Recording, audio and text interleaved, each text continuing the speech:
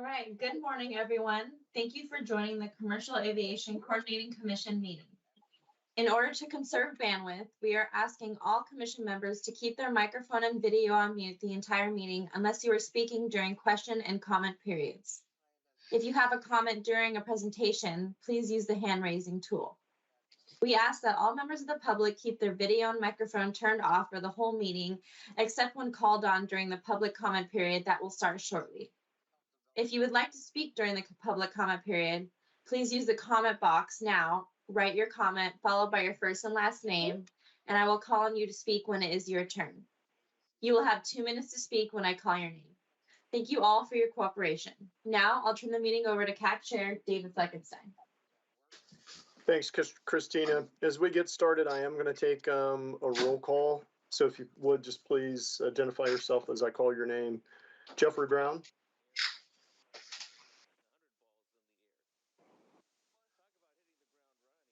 Jeffrey Brown. This is Claire. I know Jeffrey will be joining, so David, if you'll just loop back around, I'm sure he'll be on momentarily. We were in another meeting at the port. All right, thank you. Lauren Carr.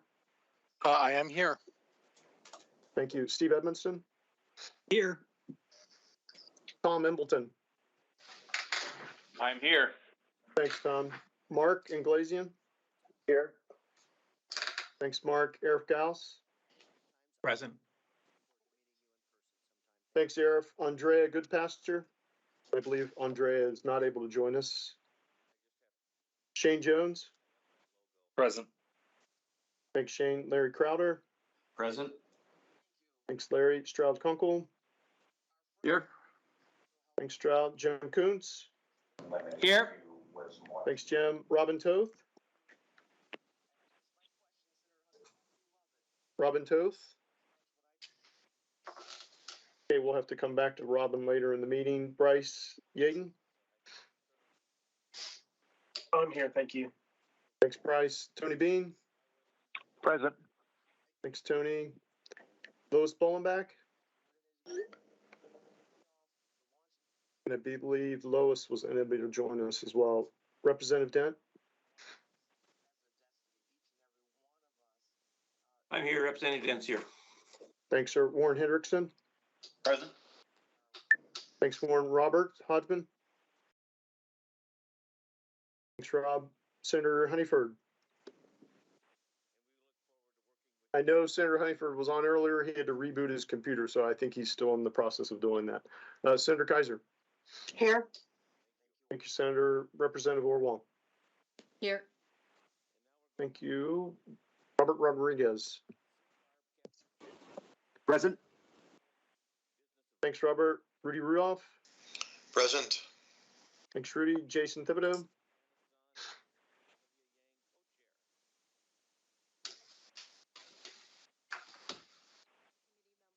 Jason Thibodeau, you still with us?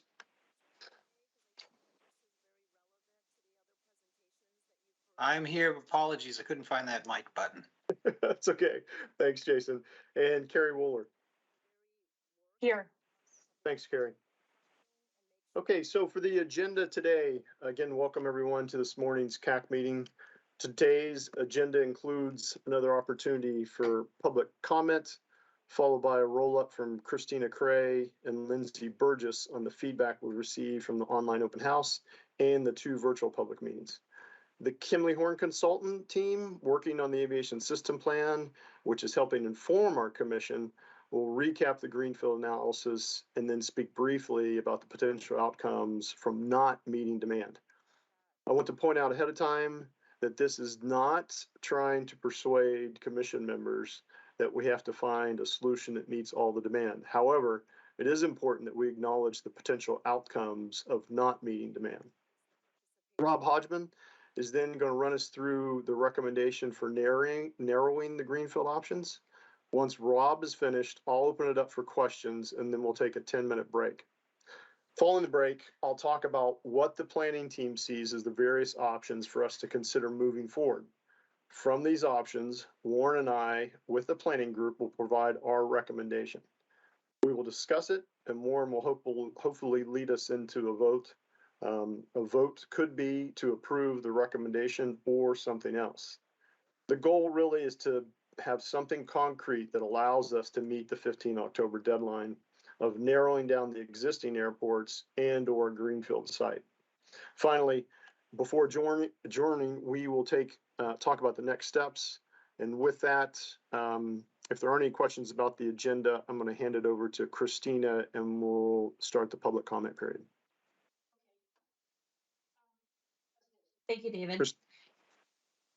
We continue to receive public comments sent to the Cacc email. All comments are compiled and sent to all Cacc members on a recurring basis for their review.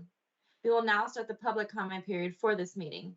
Working from the chat box submissions you provided, I will state your name and you'll have 2 minutes for public comment. If at the end of 2 minutes you go over, I will state your 2 minutes are over and ask that you please wrap up your comment. Please abide by the protocols of the commission meeting to help this meeting run smoothly. And again, thank you for your cooperation. After the comment period ends, members of the public may still make comments in the comment box, but we will not address them during the course of the meeting. Now we will start with Nora Kammer. Good morning. Hi, I'm Nora Kammer with Skagit River System Cooperative. I represent the environmental interests of Soxhawtl Tribe located in Darrington and the Swinomish Tribe in Lackawanna. SRSC works on behalf of these two tribes to actively improve fisheries in the Skagit and Samish basins, areas that were ceded to the U.S. through treaties in 1855. These tribes are guardians of the Skagit and Samish basins and surrounding coastal areas, and we've worked as co-managers of Washington fisheries for many years, protecting ESA-threatened listings of Skagit Chinook populations and other salmon.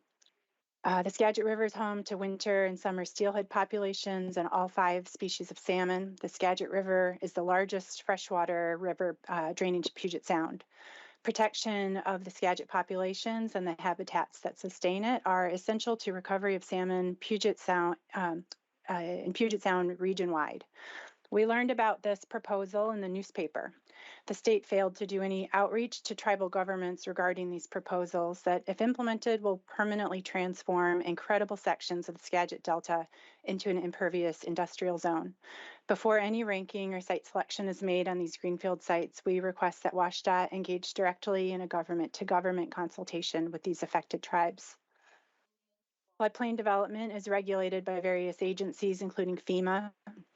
Development in floodplain damages the Habitat Needs for Endangered Species Act listed salmon, including the Skagit River Chinook salmon. And it's difficult to see at 86 and 96% floodplain site coverage how satisfactory compensation could mitigate even the significant impacts.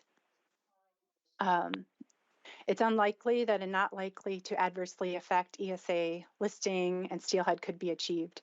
We simply believe that it's not possible when considering the scope and scale of anticipated impacts, direct and indirect and cumulative, to achieve not likely to adversely affect the character and function of the Skagit and Samish basins. We strongly advocate that the Cacc remove Skagit County Southwest and Skagit County Northwest sites from the list of potential new Greenfield airport sites in Western Washington. Before any further consideration of either Skagit County site moves forward, the Cacc must engage with both the Swinomish Tribe and Soxhawtl Tribe about specific concerns with these proposals. I appreciate the time to address this group and look forward to further discussion. Thanks. Thank you. Looking at the chat box, looks like Timothy O'Brien, you may go next. Okay, I will try to unmute myself here. We can hear you. Okay, very good. I'd just like to make a brief comment. I represent the Enumclaw Plateau Community Association, and we'd like to speak about, we also are very concerned about the environmental aspects.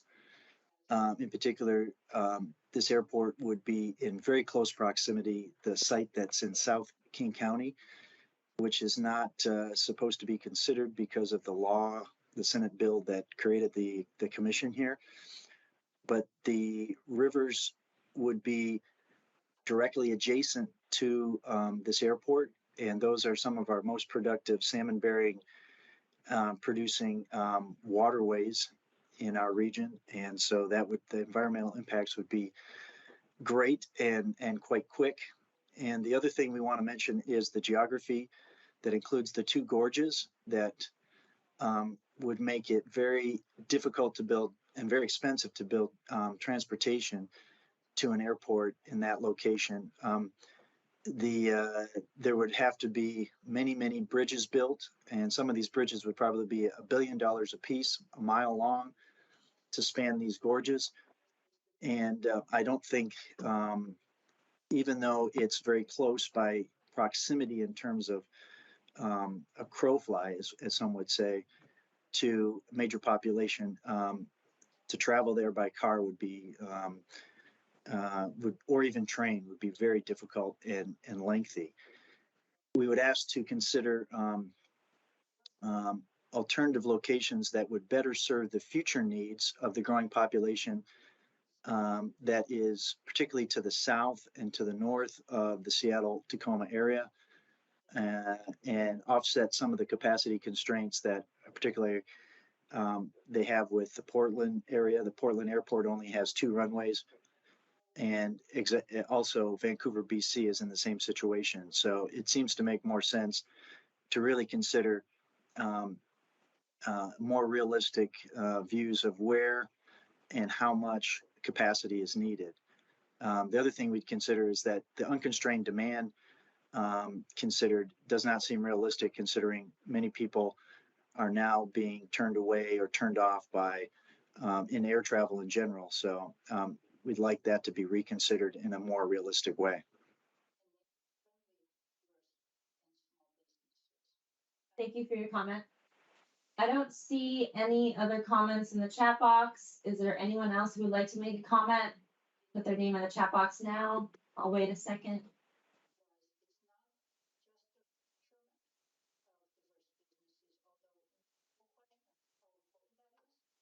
I see someone is using the hand raising tool, but I don't see their name in the chat box. It appears to be Ursula Euler.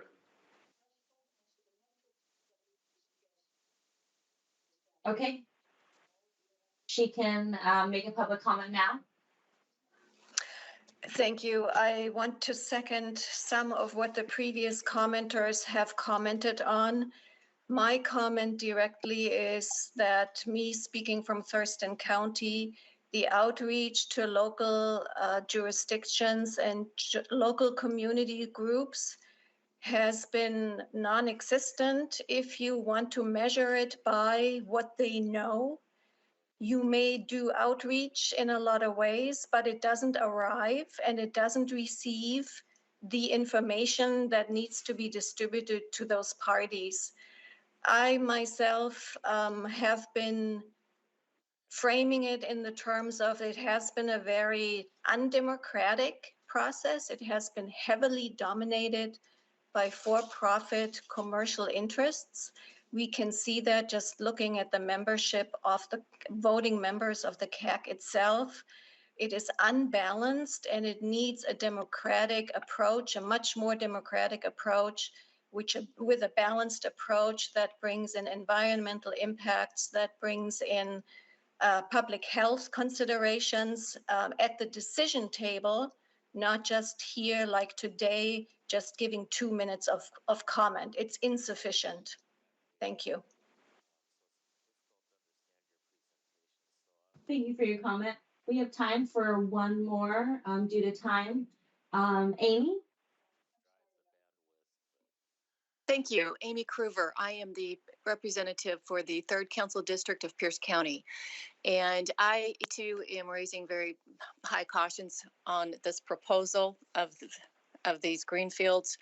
2 of them happen to be in my council district and in a location that has no access for the projected population to be coming out there. The environmental impact, it is very wet out there, and my constituents who have become aware of this, no one wants this in the district.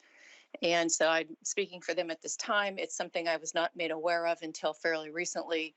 And I understand it is a project for the next 20 years, but 3rd Council District is not a place for an airport. Thank you. Thank you for your comment. Thank you all for participating. This concludes the public comment period, and now I will turn it over to David.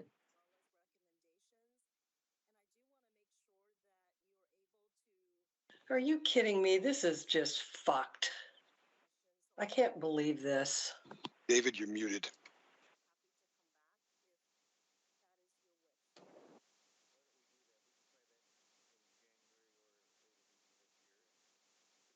It seems you're still muted, David. Thanks. All kinds of problems with microphones, huh? So There we go. as we work our way through the presentation today, there's a few considerations I'd like to talk about. The first is the update from the Kimley Horn team on the aviation system plan is a technical update in nature, and it really provides us objective considerations, but it doesn't cover everything, as some of our guests spoke about earlier, that goes into siting a new airport.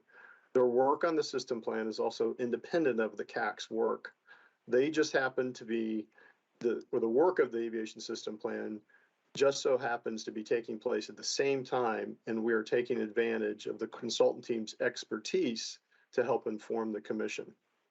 It's also important for everyone to understand that additional analysis is going to be necessary on any site recommended.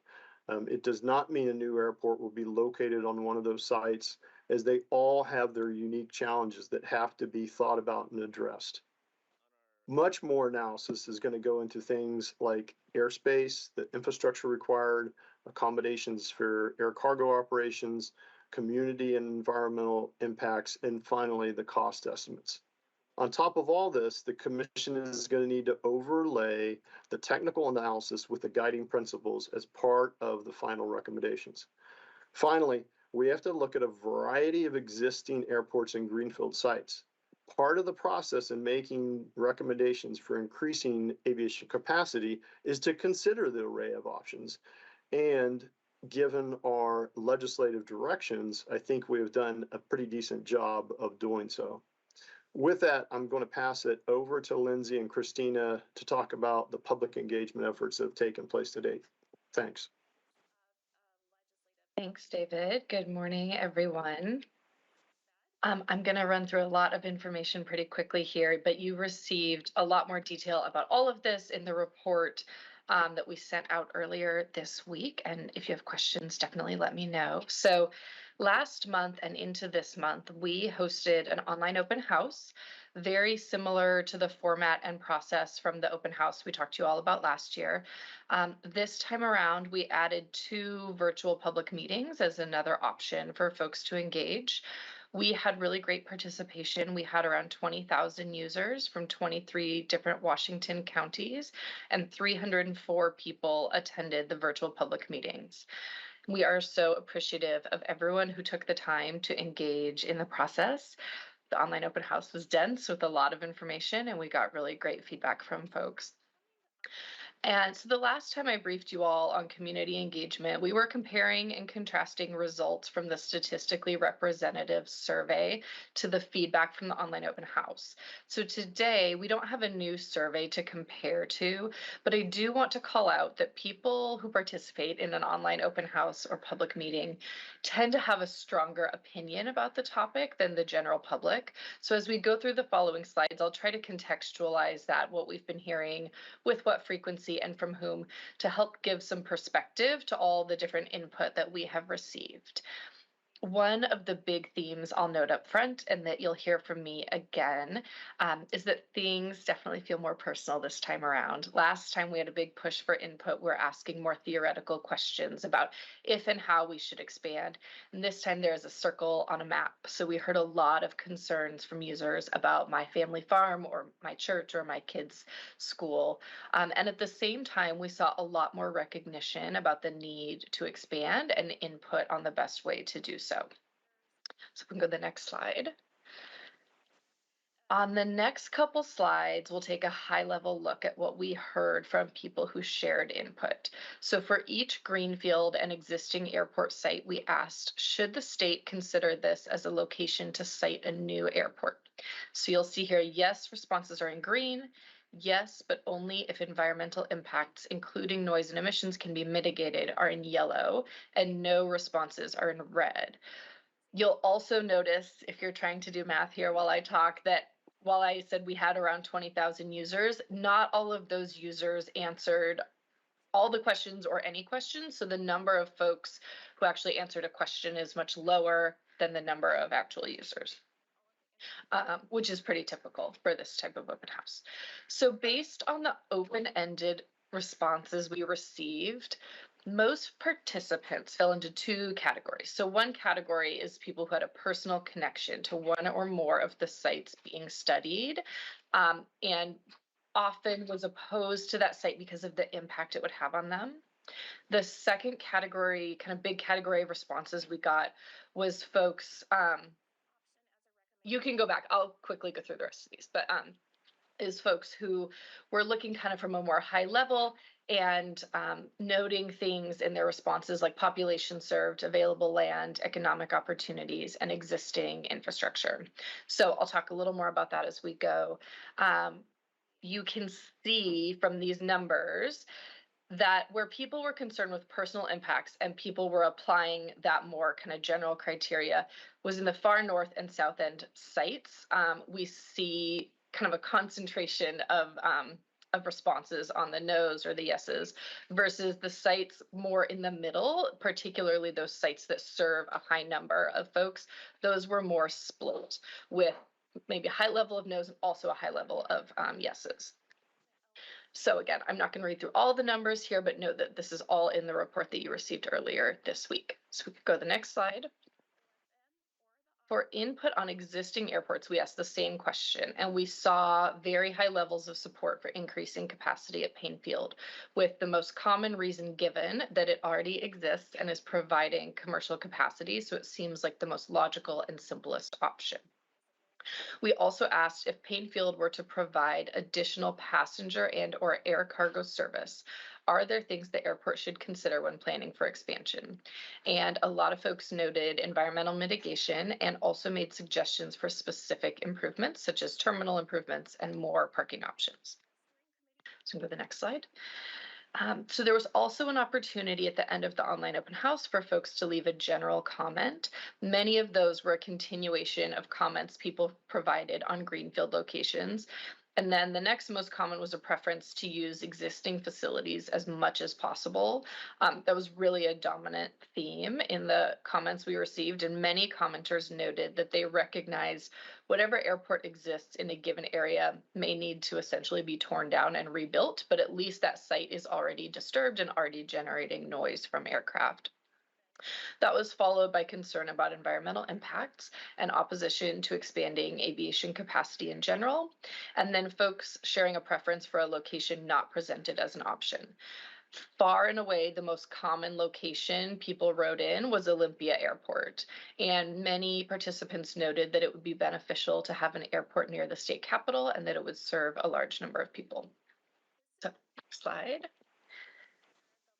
So I will also briefly cover the feedback we got at the virtual public meetings, but I just want to caveat these slides by noting that if we're comparing participation in the virtual public meetings to the online open house, right, we had way more people in the online open house than the virtual public meeting, and relatively few people took the survey after the virtual public meeting. So I mentioned, I think it was 304 attendees. 63 people took the post-meeting survey, compared to more than 12,000 comments we got through the online open house and 60,000 multiple choice question responses. So most people who attended the virtual public meetings did so because of concern about the King County Southeast site in particular. There were also a lot of questions and confusion about airport sponsors and the whole CACC process. We've got a lot of really good information out there as resources, but it's a lot to take in, and a lot of this work is really technical. So it's important for us to keep in mind as the commission continues moving forward, that we continue to strive to make opportunities for public input as clear and accessible as possible. So next slide. As I mentioned previously, most people who attended the virtual public meetings did so because they were concerned about the King County Southeast site. You can see that reflected here. Similar to the online open house, most people who took the post-meeting survey also expressed support for expanding service at Painfield. So again, there are hundreds of pages of detail in the report you received earlier this week. We also will get that posted on the website shortly, and every open-ended comment we received is included there if you would like to read through those. So I know our time is short today. Christina, I don't know if we have time for a couple minutes or if you want to keep moving. I'm sorry, time for a couple questions. I think we have time for one or two.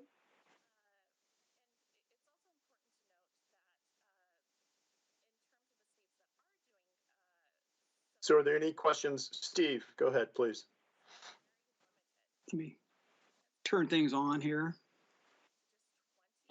Yeah, actually, just kind of a comment, because serving on the commission as a citizen representative, I tried to read as many comments as I could, and when I realized we had 12,000, I knew I wouldn't get through them all. But I did want to share that while I understand that, yes, it has become more personal, I really think we should be paying attention to that because I think it is reflective of a broad base in the community. I mean, I saw my adjectives, I saw passion and frustration and even anger. I saw fear of quality of life concerns. And I think, you know, the responding public isn't focused on things that we are often focused on, at least in a balancing act. They're not focused on economics and aviation industry jobs. They're focused on their families. They're focused on health, their environment, their way of life. And I perceived a tremendous thoughtfulness in so many of the comments that I was able to read.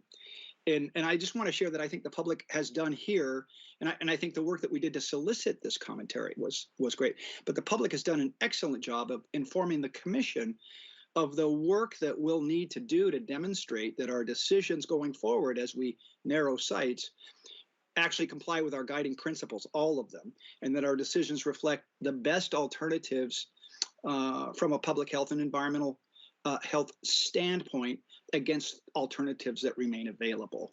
That's a big rock to push up a hill, but I think the public's telling us to do it. And I just wanted to share that comment. Thank you. Thank you. I appreciate that you got through so many comments. It was not light reading. Jeffrey, go ahead with your question, please. Yeah, so David, I have a question. I think I was talking to you about this before, and it's regarding the King County side. And given the language in the bill that says that the site should not be in a county of 2 million or more, which essentially means it should not be in King County. Should that site ever be put before the CACC for consideration? And just understand the process. I mean, should we even be voting on that side?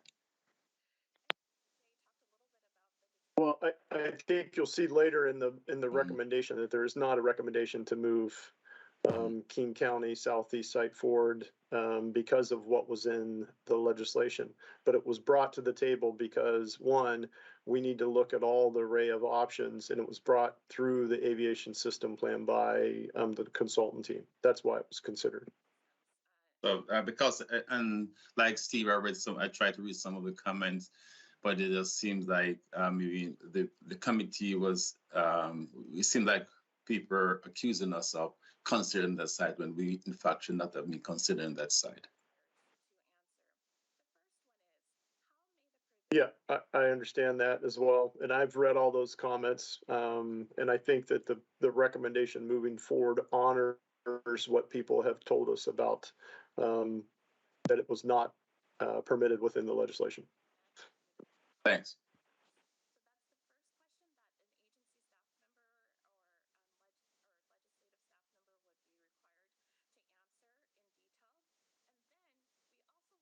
Okay, we're a little bit behind schedule, so Lindsay, why don't we keep moving?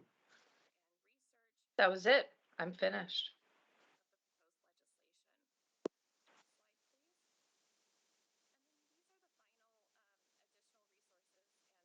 All right, well, this is David Williams. I'll get started on the next portion of the agenda items and talk about some of the technical work that our team's been working on, supporting the system plan work.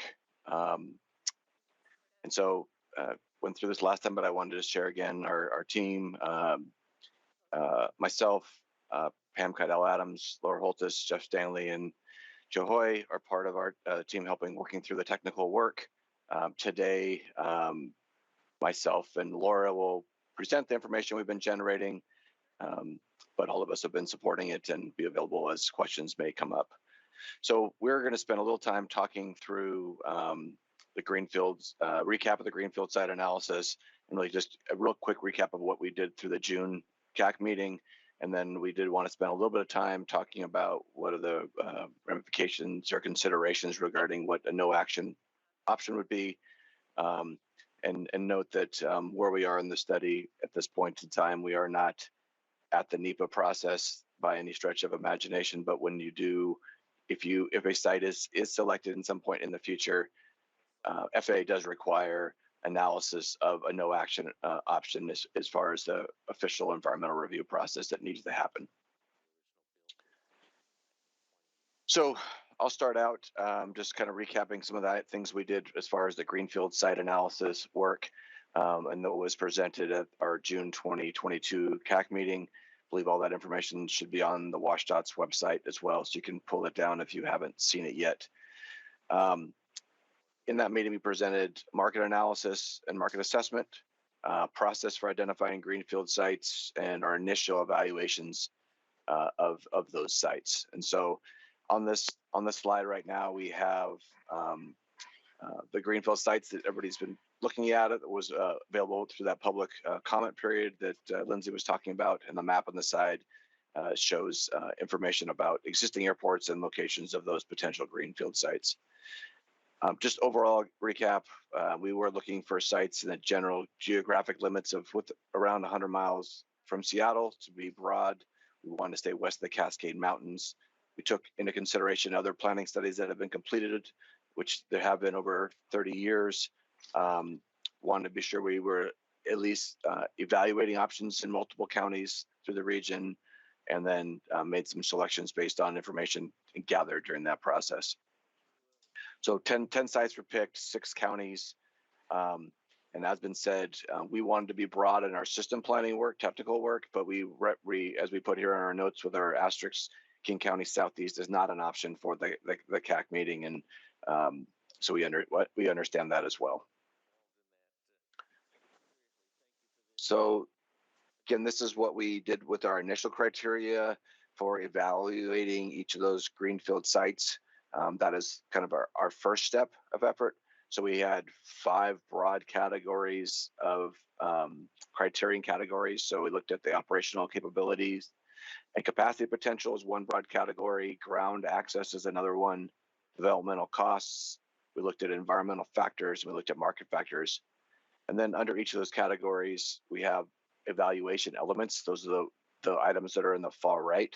And so we were looking at a variety of things that are of consideration when looking at a site, from ability to operate a facility, how much it costs in property acquisition, what are those environmental impacts and factors that would be from that site, as well as market factors. The items that are listed there in bold on the evaluation elements, we have essentially eight categories that are listed in that are bolded. Those are the ones that we deemed the essential factors of the elements that we evaluated, and those are the ones that were presented at the last Cacc meeting, shown in our summary information. As I mentioned, we did do an evaluation of all the elements, but we highlighted those ones during that factors. From a variety of reasons, including the ability to actually build and construct an airport, through what are those environmental impacts and factors that each of those sites has, and as well as ability to meet demand. So that was our goal, was to do a high level review of all those sites and understand better which ones are heading down the direction of potentially working. So our next steps, and we'll get to kind of our focus on shortlisting from that 10 to a smaller list, and we'll cover that here shortly. But once we have, we know there's a lot more work that needs to be accomplished to really evaluate those sites and what those considerations should be. So Dave Fleckenstein mentioned a variety at his outset, but these are some things that we'll be working on, looking at airspace, understand how that each of those sites fit in with the airspace, existing airspace and the constraints, understanding air cargo, a deeper dive and understanding of the environmental factors at each of these locations, transportation analysis, access, infrastructure, and then cost as well. We'd like to understand costs from each of these sites. So that's some of the next things that we'll be accomplishing on these shortlisted sites. And from this, I'm going to turn it over to Laura to continue on. Thank you. Thanks, David. So before Rob Hodgman gets into options, we'd like to first articulate considerations of a no action scenario, as no action still has several implications that we certainly want to be aware of as we move forward. Next slide. So just as a reminder, you saw this slide during our last presentation in June. So to revisit the market analysis, as you recall, 67 million annual passengers, or MAP, is what was identified at the time as the planned capacity in the region, indicated by that dashed line. One thing to note is the exact timing of when demand exceeds capacity will vary based on traffic that actually materializes, how the market will respond in a constrained environment, and how quickly additional capacity is built per the plans. That's that arrow in the middle there. And another nuance with airport planning is facility constraints are based on peak periods, not annual MAP levels. So as our facilities become constrained, it's likely airlines will find other ways to squeeze in a few more passengers without necessarily affecting those constrained peaks. So that's another piece that could slightly shift that time frame of when exactly projected demand exceeds capacity. So what roughly remains is that 27 million annual passengers that will need to be accommodated either at existing airports or a greenfield site, or both, by 2050. Next slide. So like David said, we're not advocating for an outcome one way or the other. We just want to be sure that all implications are considered, including those of no action. And we want to provide some evidence of what those implications could be. So some of those general impacts can include economic impacts, implementation of slot control or demand management techniques, increase in ticket prices, overall airfield restrictions, decreased passenger level of service, and increased pressure on existing small commercial service airports. So in the next few slides, I'm going to walk you through some examples of each of those potential implications. So this first one, when it comes to economic impacts, I'm not going to read through all of these, but as you can see, there's a number of examples of estimated impact of airports reaching capacity or otherwise not being able to meet projected demand. The impacts are often in the tens to hundreds of thousands of jobs and several billion in lost opportunity cost. Next slide. Another implication and great indicator of constrained facilities is implementation of slot controls. So to give you a quick briefing on what that is, it's essentially a limit on planned aircraft operations to manage air traffic and prevent repeated delays. The FAA provides schedule authorization of what time slot each flight operates in, and there's 3 levels. So level 1 is essentially there's no constraints. Level 2 is a voluntary schedule review to prevent systemic delays at busy airports. And level 3 is an airport where demand significantly exceeds the airport's capacity during the relevant periods.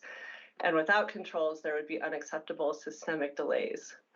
I do want to point out that examples of these severely constrained facilities are few and far between, since our FAA planning process typically identifies and plans for additional facilities before constraints are realized.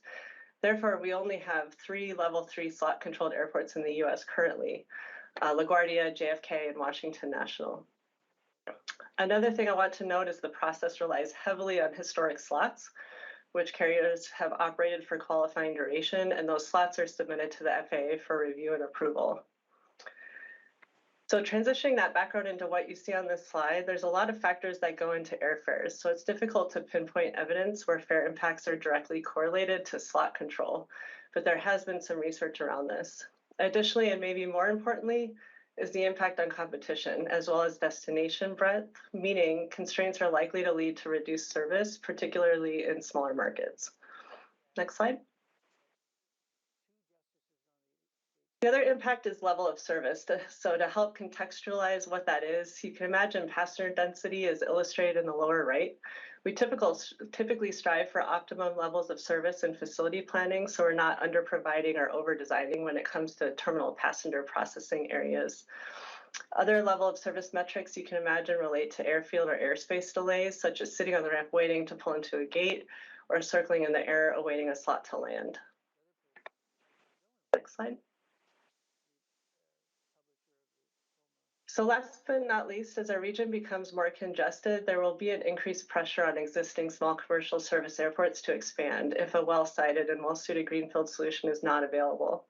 So the purpose of this slide is to illustrate and understand the dynamics of constrained environments. It's not to imply that Seattle will become the next LAX.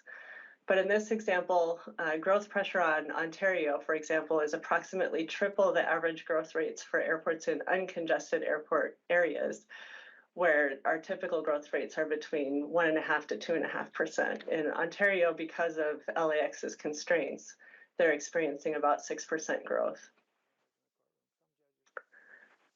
Next slide. So with that context, I'd like to hand the presentation back over to Rob Hodgman to talk about how the potential solutions overlay with our demand projections. Thank you, Laura. Good morning. Before we do that, I see we have two commission members with their hands up, both Steve Edmonston and Jeffrey Brown. I don't know if those are legacy hands or if there's a new comment. Looks like Steve's taking us down. Jeffrey, are you still wanting to provide a comment? Yeah, there's a provide comment on the slots. Please. Laura, so Laura, I think it's important to point out that slots are not owned by the airport. They're actually owned by the airlines. You know, how the airports try to influence the usage and allocation of slots, but it's actually owned by the airlines, and it's in some cases considered an asset for the airlines. Correct. Thank you. And I think Tony Bean was next, and then Bryce after him. Tony, please. Laura, can you please, for the public, explain slots and what they are? Because it's a fast thing, and us in the industry, we understand what it is, where it's time at a gate and that kind of thing. But can you break that down so the public gets a better understanding of what exactly that means? Sure. Can we go back to the slots slide? And I may ask Jeff Stanley or Joe Hoy to chime in here as well. But like I mentioned, there's 3 levels of slot definition. Level 1 is essentially there's no constraints on the facilities. Level 2 is a voluntary schedule review by the FAA to help mitigate delays. And level 3 is that full slot control where you actually go through a process to get a schedule approved. So a typical airline flight schedule, you know, you have a daily profile and there's time throughout the day of when that slot can happen and when that aircraft can fly. So that's actually negotiated with and approved by the FAA. And the purpose of that as well is to mitigate the delay impacts that also impact the rest of the national air system. Jeff, did you want to add anything to that? No, I think you did a great job of it. I mean, I'll just kind of take it back a step and say that, you know, in sort of its most basic form, regardless of the level 2 or 3, it's essentially a reservation system. So it's kind of like trying to get into a kind of like the hotspot restaurant, right? I mean, so these airports that have limited capacity and a lot of demand, you know, it's kind of like getting to that restaurant on a Friday night. Always sort of best to have a reservation to make sure that things don't get out of control. So that's essentially the you know, the airline and the airports industry equivalent to having you know, a reservation at a restaurant. So again, just to make sure that you know, the upcoming activity is understood and anticipated and planned for. You know, I think in simplest terms, what it means is that the airport is over capacity, and it's a mechanism, it's a tool to try and address demand that is higher than the capability to support that demand. Right. I'll add to that. I think for people interested in reading a deep dive into slots, the FAA website is maybe a good tool to use, a good resource to use for getting deep into what slot is and what it is and what it's not, and the different information that Laura just shared. I could put that link in the chat if it's helpful. This is a Teams meeting. Okay, Bryce, I think you were next, and then David Fleckenstein. Thank you. I appreciate it. Sorry, this is a little slow. Just in terms of the next steps for evaluation, I think it's slide 18 as I'm looking at it on my computer. You know, you're doing additional technical analysis on the shortlisted airport. You have environmental factors. Does this, and I'm not looking for in-depth, but does this include how it would relate to current goals in state law or state requirements under the Growth Management Act, the impact to, you know, farm or agricultural lands of long-term commercial significance or other things like that? Are we going to be looking at kind of what the constraints of state law dictate in our land use planning and kind of overlaying that with portions of this? Yeah, I think I'll respond, and Rob, if you want to add to it. But yeah, I think our first effort was really to look at the first cut of items. We hit wetlands and floodplains, and you know, using the mapper to understand impact to communities. But I think the next level is going to dig a little deeper into each of those sites and see where we are with actual land uses. What are those opportunities or non-opportunities? And so we'll be digging deeper into the state's requirements for each of these sites. And then in addition, sorry, go ahead. I got one follow-up. I would add for the commission members that were here on board in 2021, we had a couple of presentations from the FAA that spoke specifically to FAA procedures, and the FAA encouraged the commission to remain kind of at the higher planning level, that the more granular analysis is to be done as part of an airport master plan. That being said, the system plan, and I'm going to speak to this in a couple of slides, the system plan that's kind of a parallel effort already has done a lot of work to get a little bit more granular data that we'll be relying on to share with commission members in a future meeting. So, you know, what we're trying to do here, Bryce, and to everyone on the call, is find that balance between a level of fidelity that will inform commission members with, at the same time, not getting in front of the FAA and the FAA's process. Okay, yeah, no, I understand that. Again, I'm just curious at how some of these are going to interact with the state laws and what the potential impacts are going to inevitably be if we make an uninformed decision on restrictions that we have in land use policy. Obviously, there's always other things that can overcome that. I just want to be very explicit in that thought process. I think the second one, no, I think I'll stop there. I think I got enough out of what I needed for today. Thank you. David. So Laura, can you help us understand the impacts on smaller airports that feed into our bigger system, especially the hub at Cacc? So as capacity constraints occur, what's the likely impact on those smaller airports like Yakima and others? So it's likely that, as it's noted in that last bullet there, that destination breadth or offerings by airlines would be trimmed out potentially as we exceed capacity of places like Cacc. In addition to that, there's definitely going to be pressure that the airlines are going to want to accommodate that demand somehow. So there would be pressure through other airport master planning processes to kind of revisit those demand projections and figure out how to potentially accommodate that demand. So the demand doesn't just go away because we're not accommodating it. They will try to squeeze it in. And also, again, Cacc would experience likely significant delays over time as we pass that capacity line if there aren't alternatives. I would add to that. So in Cacc, there's several reps from Cacc on the call, as well as some airlines. So I don't want to speak on behalf of them. But what I would say is that flow control has been in place for a number of years, from Yakima, Wenatchee, Walla Walla, and so forth, into Cacc, which is in many cases their only connection. And so if you live in those communities and you want to go anywhere in the nation or anywhere in the world, that's really the only option as far as getting on a flight locally. So with that said, just to make sure that everybody's clear, the smaller airports across the state would probably be eliminated from access to Cacc at some point as the capacity is focused on the higher volume of passengers. Okay, thanks. Thanks, Laura. Thanks, Rob. All right. I think we're on to my slide now. I'm the planner, so I get to talk about all the nuts and bolts types of stuff.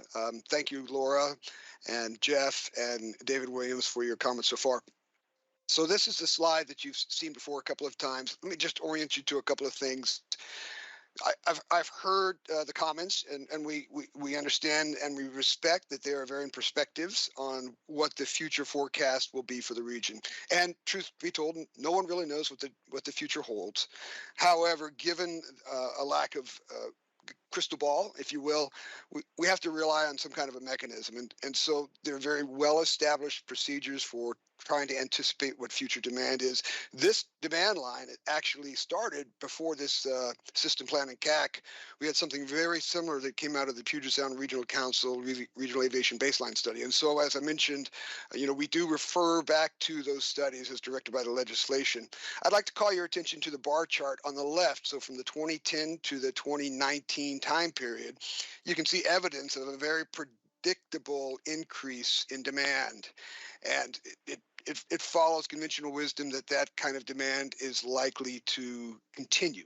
Granted, there are people who are leaving the Seattle metropolitan area. Granted, there are people who are choosing not to fly for a variety of different reasons.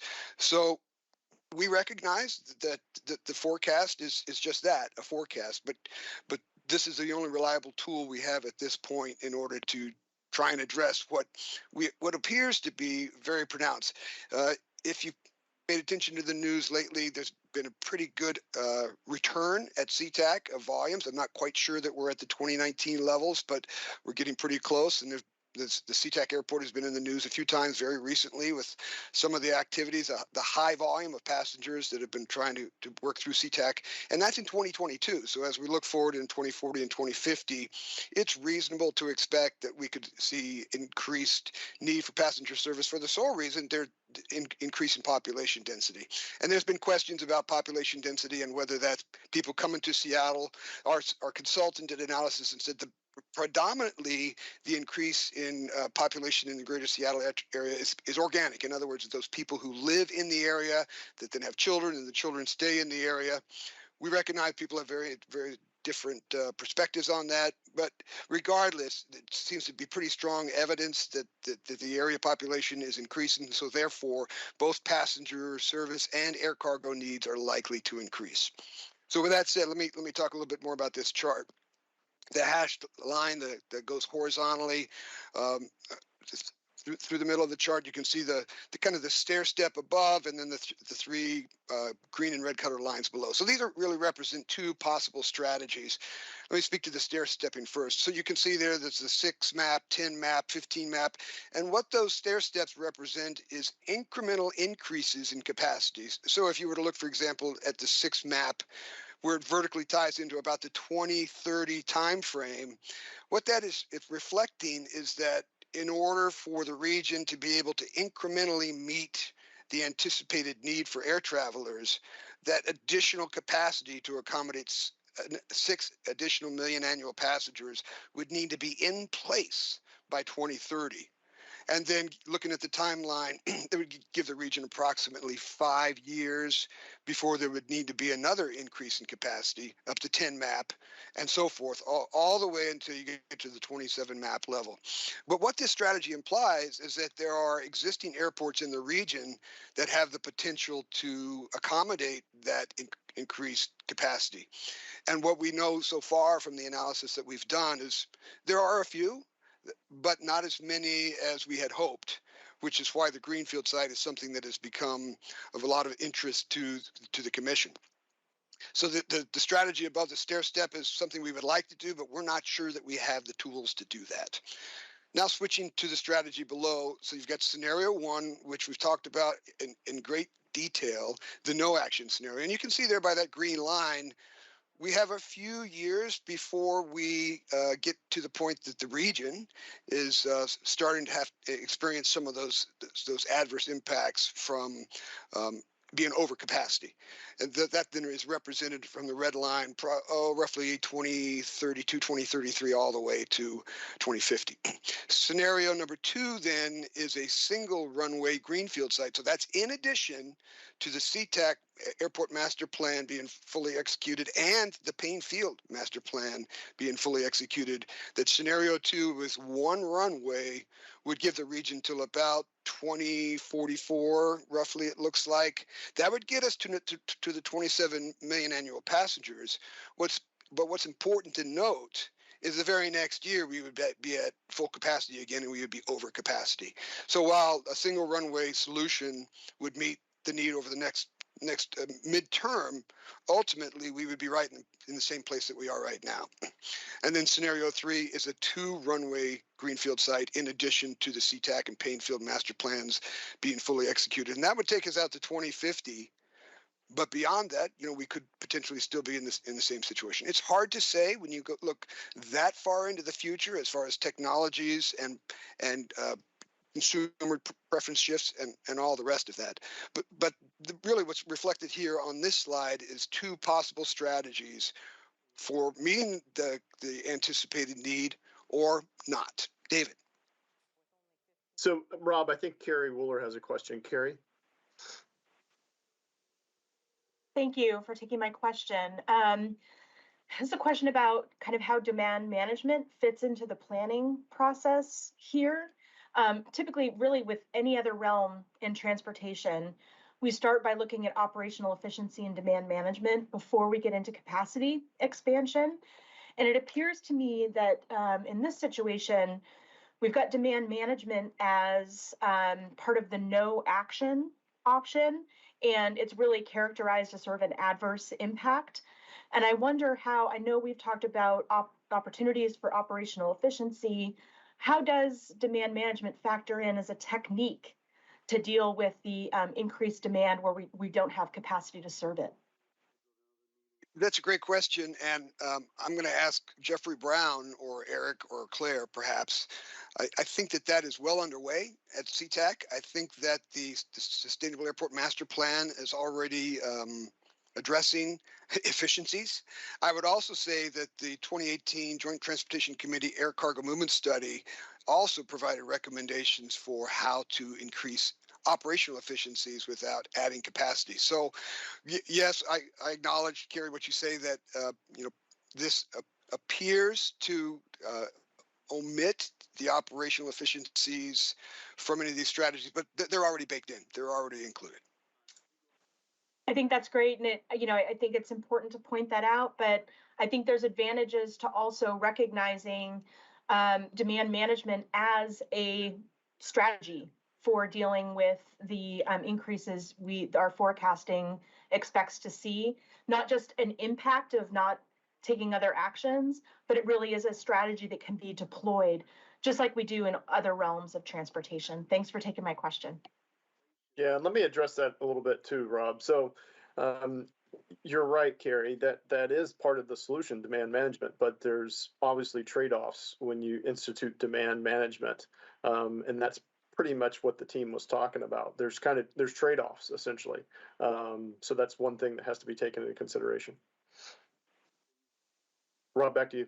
Yes, thank you. So with that, let me shift a little bit. We're now going to get into narrowing the sites. So next slide, please. So this is a slide you've all seen before. This is a direct pull from the previous meeting. This is the 2-runway option developed by the system plan consultant. The only difference is you see there in the bottom row that we've overlaid the projected passenger capacity for each site. So from left to right, you sketch it all the way over to Lewis County. You can see those numbers. And recalling that the charter from the legislation was to provide a recommendation to meet the need, and recognizing the analysis that the system plan consultant has done to identify roughly 27 million annual passengers is the need. Therefore, then it makes sense that we would want to focus on those sites that have the greatest potential to meet that need. So with that, build a slide, please. So obviously, and anybody can see this, there are kind of core airports that have the potential, the highest potential you can see by the million annual passengers. But there are some constraints here that need to be addressed. Build, please.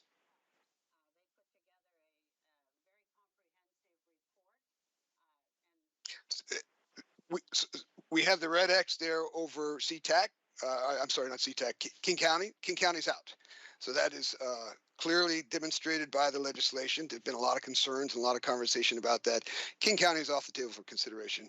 I do want to note that even though we have the 5 airports that are higher performing airports, Thurston County is likely to still be an airport for consideration. Let me talk about why that is. Rob, I think you mean Greenfield Sites for consideration, not I'm airports. sorry. I'm sorry. Yes, thanks. I'm talking Greenfield Sites. Thanks for the correction.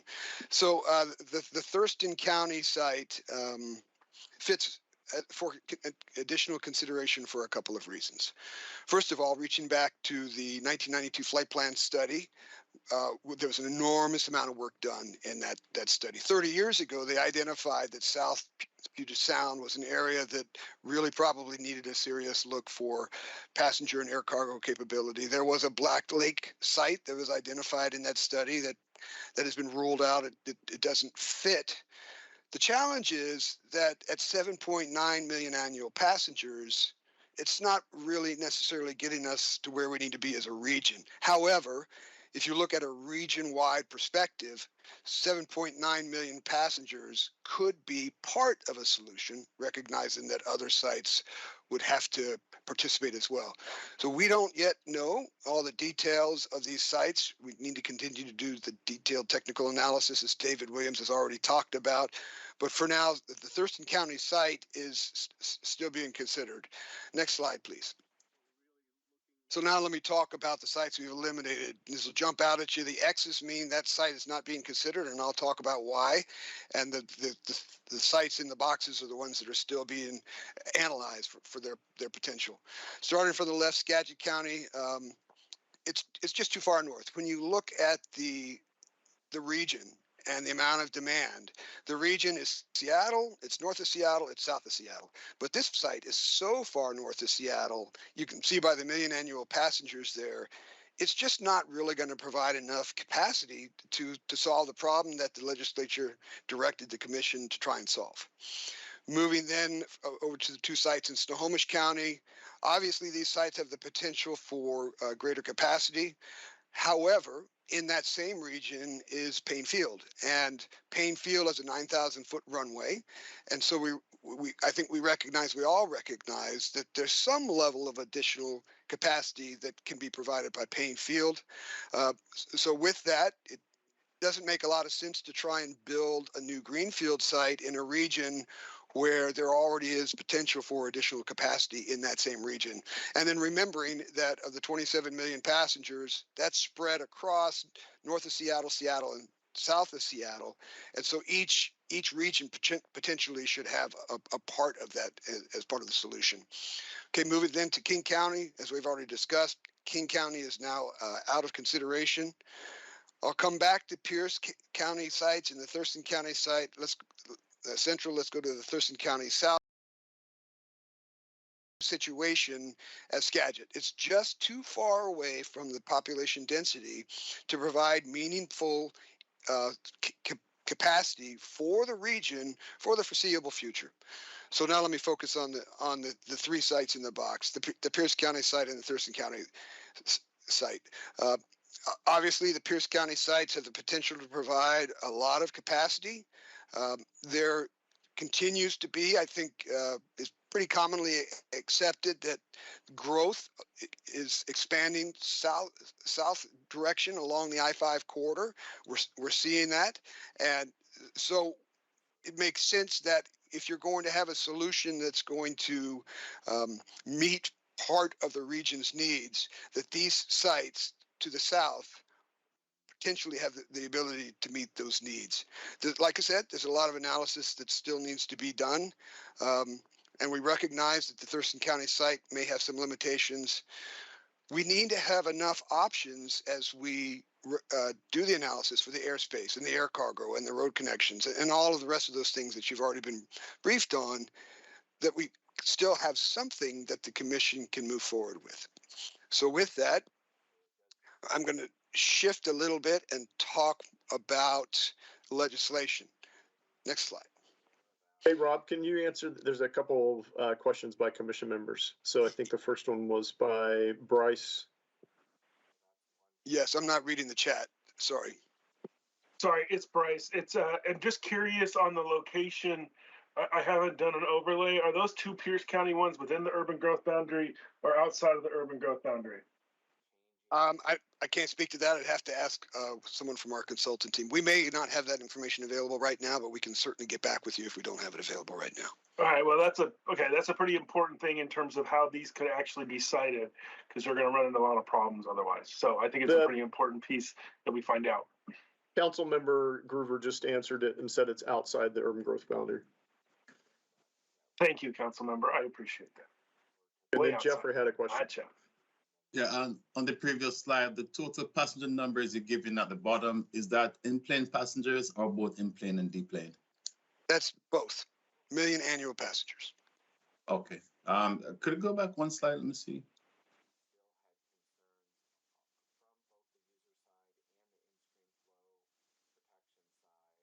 But that doesn't add up to the deficiency between Cacc and Painfield, right? Because so you still will be short. Yes, good point. It's a difficult problem to solve. The challenge is that the demand is spread across the region. And so, we use the term communities, or in this case, counties. So these numbers represent the need for residents in each of those counties, Skagit, Snohomish, so forth. So we need a multifaceted approach, a multifaceted solution, recognizing that Cacc is going to continue to follow the master plan. Painfield is going to continue to follow the master plan. We need something else, and depending upon the capacity of a site identified and how close it is to the population density, the more likely that site could evolve to meet the needs of the majority of the region. I would recommend, in addition to look at the population density, I think you should look at the passenger profile, because I'm pretty sure that most of the passengers coming to Cacc comes from north of Seattle. So if that's the case, I think the consultant team has that information. I don't have that for you today, but I think we have zip code information. Yeah. So one of the concerns I would have is that these new sites will be further away from where most of the passengers are coming from. Yeah, Rob, I'll speak to that. So the demand that we looked at, the future demand that we forecast, we also used historical information that had zip code data attached to essentially the location in the Puget Sound region of where that traffic was originating or destined for. So we were able to see where that traffic was located in the area. So does that track with my assumption that most passengers come from north of Seattle? Well, we had that in the map in the last slide. I'm sorry, the last time around. But it's basically it basically reflects roughly the population distribution in the region. Right, so I've got a slide on that coming up as far as the population pulled from the Census Bureau. So that'll be coming up. So thanks, Jeff. Appreciate that. Thanks. Okay, next slide, please. So throughout the almost 3 years that the commission has been at work, we've referred to the legislative guidance many, many times. And so we're going to do that again today to try and make sure that we're still on track. There's a lot of language in the guidance that would be too much to post here today, but here's a couple of sections that I just want to refresh everyone on the call on. The first section, taking into consideration air traffic studies, community representatives, and industry experts. And so I think we're doing that. It was certainly with the air traffic studies, we're using the 1992 flight plan, we're using the PSRC Regional Aviation Baseline Study, we're using the 2018 Joint Transportation Committee Air Cargo Movement Study. As far as community representatives, I think Lindsay has talked about that at great length. We've been hearing from the public, and we've been hearing from other organizations throughout the region as well. And then industry experts. Many of you on the commission are industry experts, and we have had conversations with many industry experts. So from that perspective, I think we're still following the direction from the legislation. The other section down here, I really want to highlight the research, and just drop to the end there, to understand the potential environmental, community, and economic impacts. And so that really aligns with the guiding principles. And we've heard some of that already mentioned earlier today. So I'm going to try and connect the legislative guidance with the guiding principles and provide a possible methodology for how we would integrate the guiding principles. So next slide, please. So these are the guiding principles adopted by the commission. This is a direct pull from the commission's charter. Four different principles: public benefit, economic feasibility, environmental responsibility, and social equity. And the question is, how do we actually integrate those into commission discussions? So what follows is 4 slides, one on each guiding principle with a possible methodology. And I want to emphasize possible. This is just a starting point for conversation. We certainly want to hear from commission members, your concurrence, or if you've got a different idea about how we should go about integrating guiding principles. This is just to give you something to think about. We are not going to do the guiding principles analysis today for the simple reason that we don't have all the information. We have some of the information, but as has already been mentioned, there's a lot of analysis that still needs to occur. So with that, next slide, please. So public benefit is defined as benefiting the greater good or the broader public over an individual entity or group. And so how do you address that? Well, the topics that we're talking about are commercial passenger service and air cargo. And so how do you determine whether the greater public is benefiting from passenger service and air cargo, and to what level, versus the people that would be adversely affected by developing a greenfield site that would have negative impacts on their region? The chart on the right is the population density. So this is a direct pull from the Census Bureau. I pulled this down last week, and you can see Washington State's a little under 8 million, and for the greater Puget Sound region, 4.5 million citizens.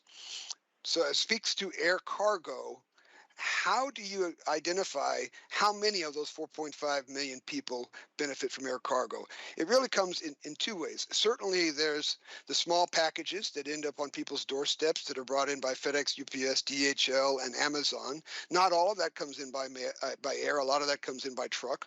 But there is a sizable amount of air cargo that comes into Cacc every single day that ends up on people's front doorsteps.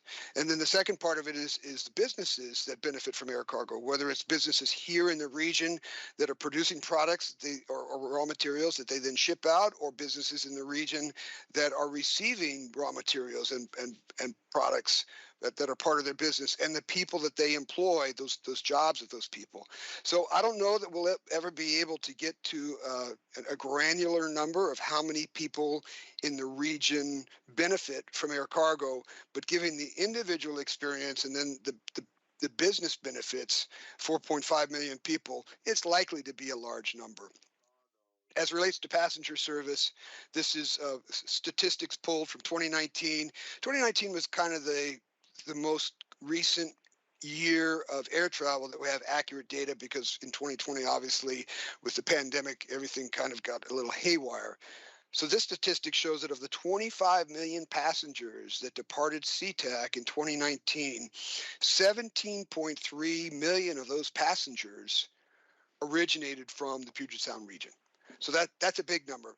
So we're going to continue to do analysis to try and meld these two together. This is one possible approach to addressing public benefit. Next slide. So economic feasibility is defined as the degree to which the economic advantage of something to be made, done, or achieved are greater than the economic costs. So as previously mentioned by David Williams from the consultant team, the system plan will be doing rough order of magnitude cost in order to build a new airport site. We don't have that number today. The chart on the right is from the Puget Sound Regional Council Regional Aviation Baseline Study. You can see the link there. Once these slides are posted, please feel free to click on that link. It'll take you to the report. I want to say it's on page 55, where you can start to read about the 3 different scenarios that were developed by the baseline study. But you can see here in the green box on the far right, for various different levels, scenario 1, 2, and 3, the annual added economic activity from meeting various levels of need. And so when you consider how much a new airport site would cost, whether it's in the millions or the billions, we don't know yet. But as you look at these figures, scenario 2, scenario 3 for sure, which is meeting at least some of the demand, or in scenario 3, meeting all of the demand, $31 billion annual of economic impact and 209,000 jobs. So this methodology proposes to be able to examine the cost, the rough order of magnitude cost to build the airport versus the economic impact that it would provide to the region. Next slide. So the next two slides, one is environmental responsibility, and the other one is social equity. The good news is the system plan has already captured an enormous amount of information on both of these topics. So you can see the box there at the right. These are all topics that were examined and are reflected in the report. And that report, you can see the link there. That's on the Cacc website. Many of you have already pulled that down.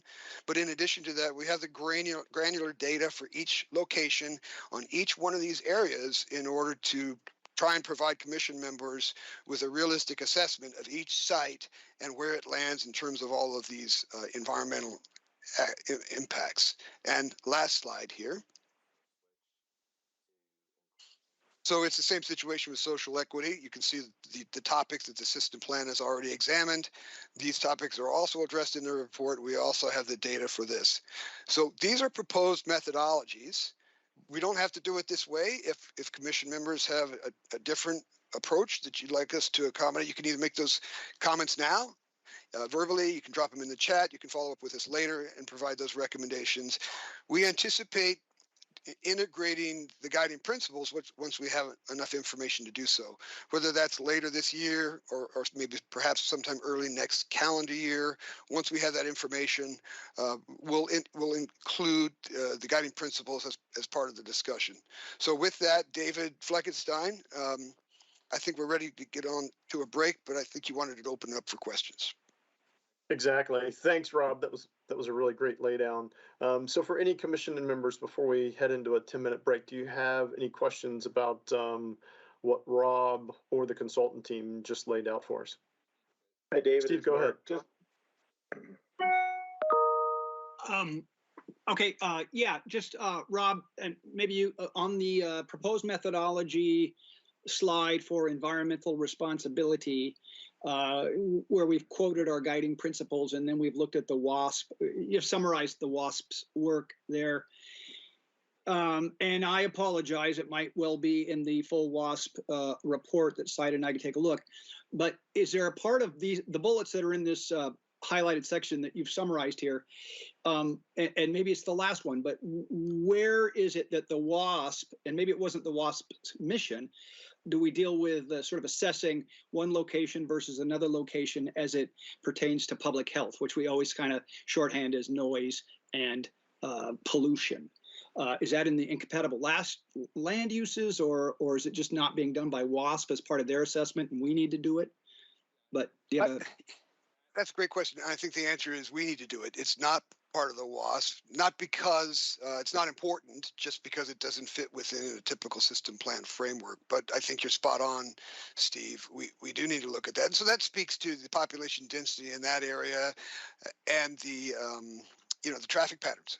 So as I think has been mentioned, we have had a couple of conversations with the FAA. The FAA is helping us with the airspace analysis. I think until we, do a lot more analysis on each one of the possible sites, and until we have a little bit more information from the FAA on potential flight paths, it might be early to do an assessment of what the impacts of emissions and noise would be. But at that point that we have enough information to examine that, I think that that's a good point. So we'll take that note of emissions and noise and see if there's a way that we can add that to this particular methodology.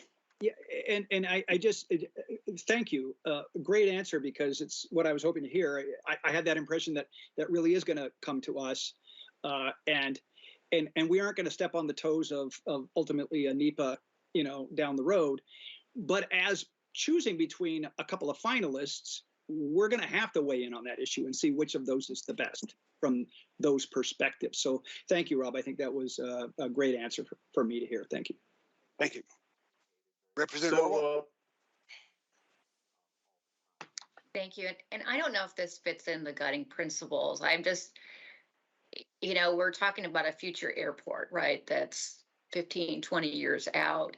It isn't part of what's guiding us is that we're going to be looking at technologies that would make this a greener and a more environmentally friendly airport that I know in the original legislation talked about community agreements. It just seems like, part of our guiding is that there's different things we can do to mitigate, and should that be part of this dialogue? I'll answer that. Let me answer that, Rob. So, Representative Orwell, that terrific question, because I think that's going to help lead us into the options that we're going to talk about right after the break. And you'll see inside of our recommendation is upfront and foremost that we are going to advocate that we address some of these things as we look at a greenfield site or other things, that we develop the solutions that need to be developed to reduce emissions, et cetera, like sustainable aviation fuel and other things that will really create the foundation for the airport of the future. And you're right, we have 20 years plus if we're looking at a new airport to try and figure all that out. And then I think Mark had a question. Mark? Yeah, thank you. I just want to make sure I'm understanding the sequencing of the commission voting on a recommendation and when the guiding principles get applied to that recommendation. I think I understood from what Bob just said is that we're going to vote first and apply the guiding principles later. Do I understand that correctly? Well, go ahead, Rob. Let me clarify that. So we don't have enough information to do the guiding principles right now. We are trying to reduce the list of potential sites to those that have the best possible potential to provide additional capacity. So at the point that we have the data and we can actually, if these methodologies are supported by the commission members, at the point that we have enough information to do it, we will do it then. It's just we don't have the information right now. So then a follow-up, Bob, is so if we determine that something in our recommended approach fails on its alignment with the guiding principles, then we will have a future action on the part of the commission to eliminate a particular site from further consideration. Is that correct? I don't know that I would say eliminate just yet. I mean, I think mitigate comes before eliminate, and recognizing what we've just heard about the no action alternative, that needs to be part of the discussion as well, because, I think we kind of touched on it a little bit. A no action alternative, if the region continues to need additional air service support, air passenger or air cargo, is that we would have bigger problems at the airports that we have. So SeaTac, potentially Payne Field, if we have to overdrive those airports in order to meet community demand for flights and for air cargo, that in of itself is a consideration as well. So even though the options that we've talked about today are the greenfield sites, we have to remember that the no action alternative also has consequences or implications. And so that becomes a trade-off, Mark, of where we can find the best possible solution for the region that is both a responsible approach and meets the needs of the citizens throughout Puget Sound. Great, thank you. So Mark, as we will talk after the break about the recommendations, much of what you're talking about is embedded in that. So we're going to take the technical analysis, we're going to take the guiding principles, we're going to meld the two of them together. We're going to bring those sites forward that we think need further analysis. And then that, speaking to what you're saying, that's how we're going to help filter out, which is the best site. Thank you both. Yeah.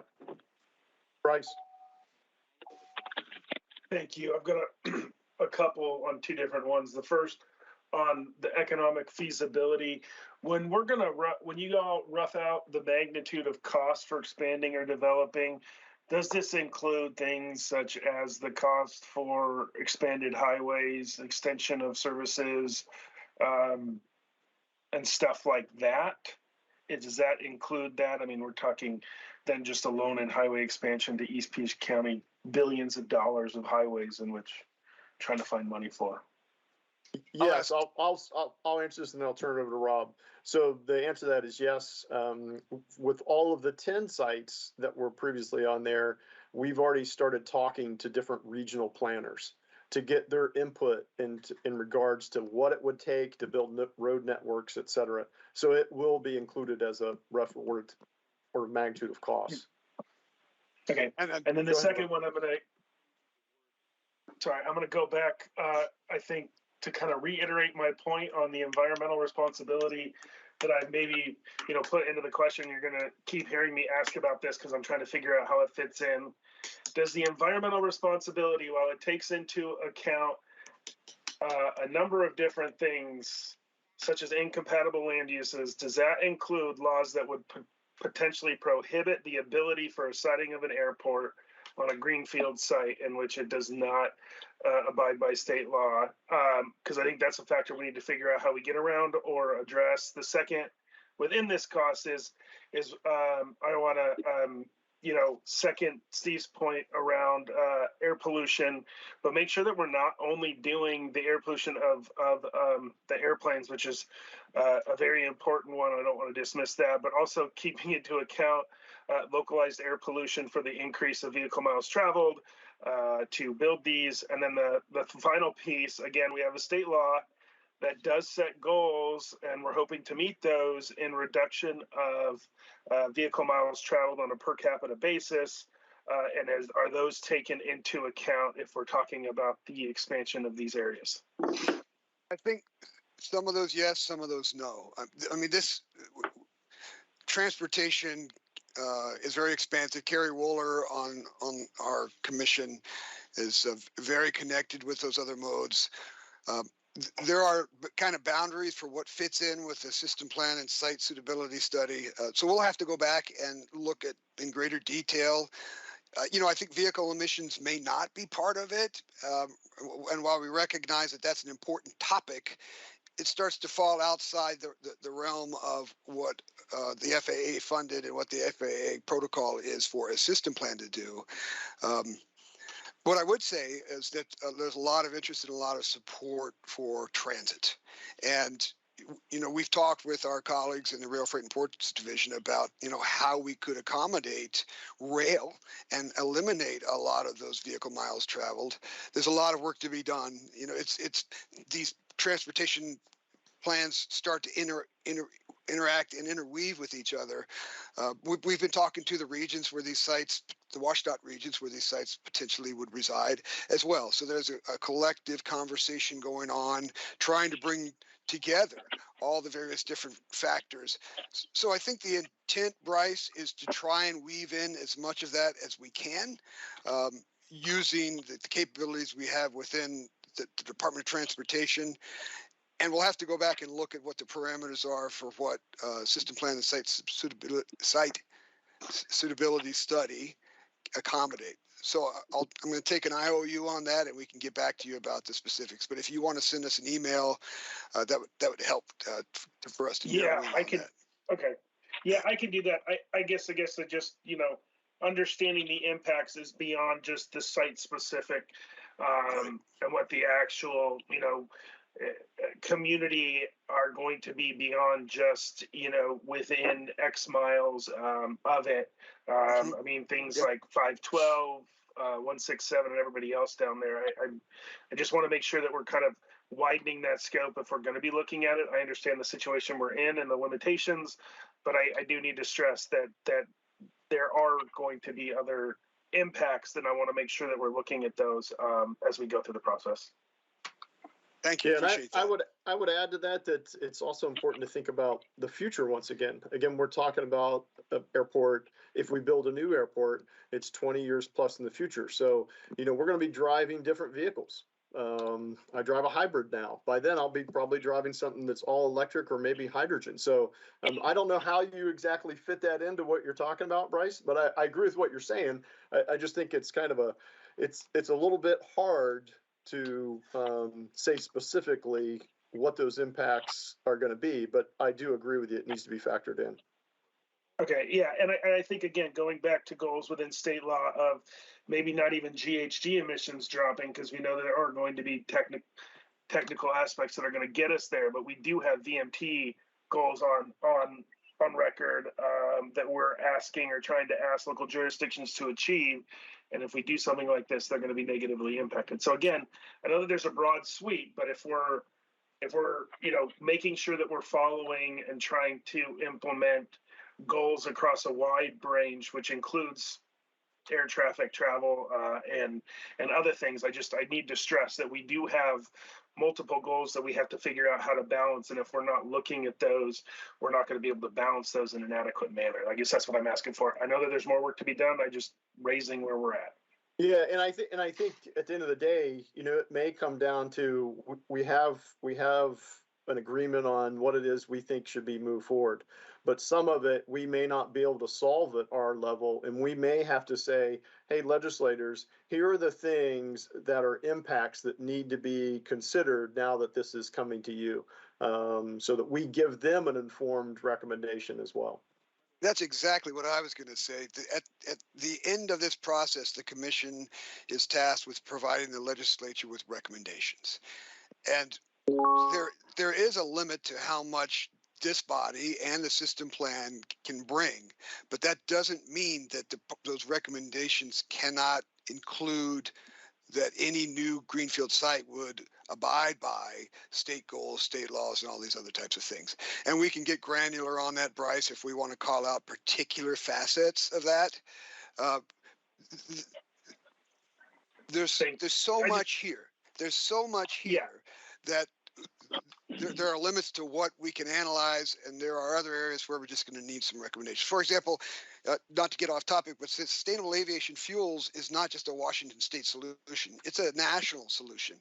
And so the ability of Washington State to affect that on its own, there are some ways that we can do that, but it's a much bigger picture. Aircraft that are landing at SeaTac are fueled somewhere else. And if we want to reduce the emissions with SAF, those landing aircraft need to have gotten their SAF at their origin. So there's so many aspects of this. It's so big and so complicated. We'll try to address the things that are kind of in our lane to address. Yeah, and so I think the final thing, I just want to thank you, because I think one of the things I'm trying to figure out is what limitations we have and then what we can put in recommendations, and you answered that without me asking it. So I do appreciate that. I probably should have asked that in a different manner. I didn't mean to not ask it. I think I was just trying to process. So I just want to thank you for that. That's great. And there are no bad questions from commission members. Jeffrey. Yes, I was going to just add to that. I think I agree with David and Robert, what you're saying. I think where we are now, we have to make some broad assumptions about environmental impacts. I think the information that Bryce is looking for, I don't think you have that granular information yet to make those, any determination about surface transportation, air quality, or natural resources. You need a lot more work to get that type of information. And for a new airport, you would have to do an EIS anyway. And when you conduct an EIS with the FAA, you use AEDT, which is Aviation Environmental Design Tool, to flush out that type of information. So I think we're far from that granular or in the weeds discussion. And I think my assumption is that we just use broad-based information to make some determination. And the consultants could correct me if I'm wrong. Thank you, Jeffrey. It's a good point. Any other comments? Can we move to the next slide then, please? Okay, we are only a couple minutes behind schedule. By my clock, it's David, 10. I'm sorry for the interruption. I think Mark Gleason had a comment. Oh, Mark, I'm sorry. I think a number of people's hands are raised. So if you're a member of the public and you have a comment, please put it in the chat. This time is for commission members. So do I have another commission member with a question, please? Mark, did you have something? No, you answered my question. Thank you. Okay. All right, with that, it's 10:39. We're going to take a 10-minute break and we'll be back at, let's say, 10:50, everyone. Thank you. We'll see you at 10:50.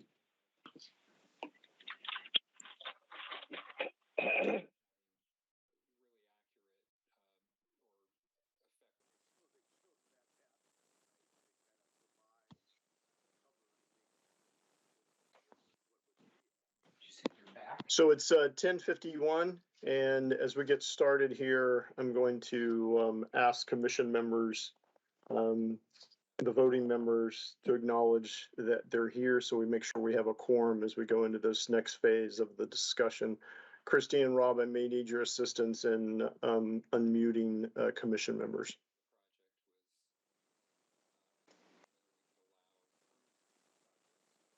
Sure thing. Thanks, Rob. So I'm going to go down the list here and just, if you would, just respond by saying that you're present. Jeffrey Brown.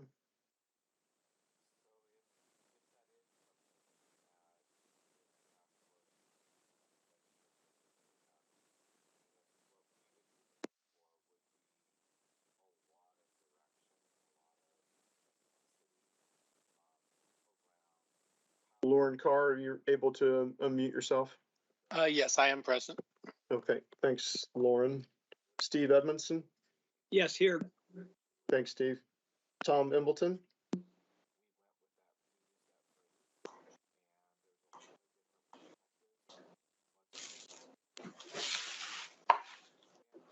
Tom Embleton? Come back to Tom. Mark Inglesian? Present. Thanks, Mark. Arif Gauss? Present. Thanks, Arif. Shane Jones? Present. Larry Crowder? Present. Stroud Kunkel? Present. Jim Kuntz? Present. Robin Toth?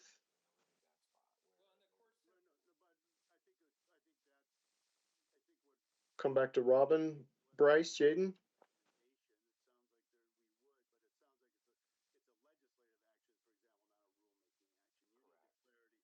Okay, let me start from the top again. Jeffrey Brown?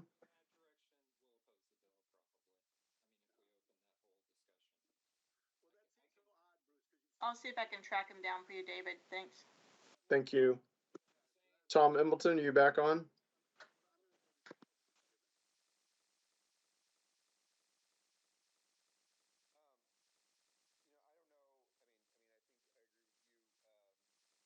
Robin Toth, are you back on?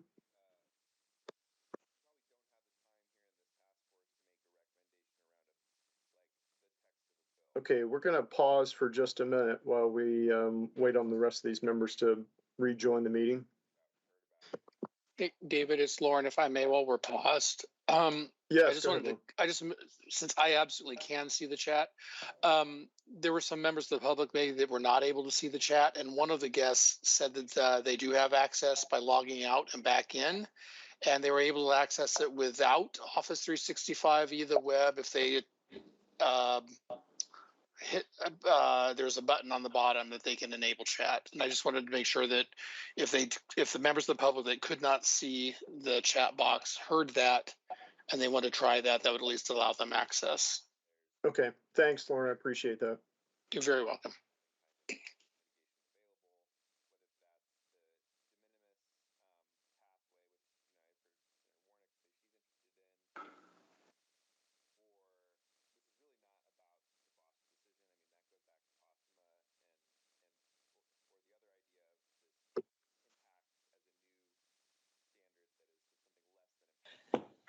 Would you mind repeating for members of the public how to initiate the chat? It is not showing up on my device.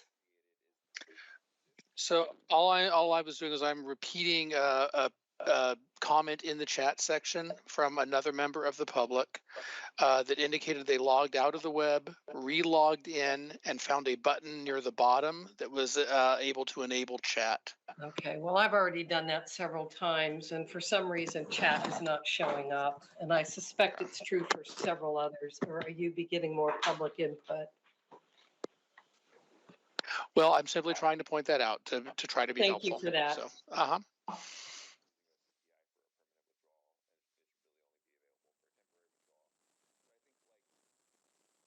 Jeffrey, you're back on now?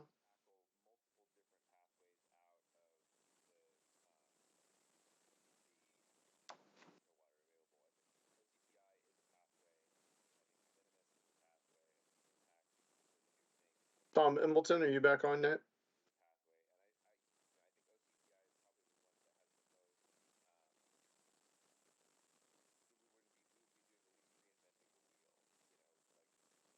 Robin Toth, have you rejoined? I'm here, David. I never left. Okay, thanks, Robin. So I'm just waiting on Jeffrey Brown and Tom to rejoin. Did Bryce indicate he was back? Bryce, are you back on? Yes, I see him there. Thank you, Bryce.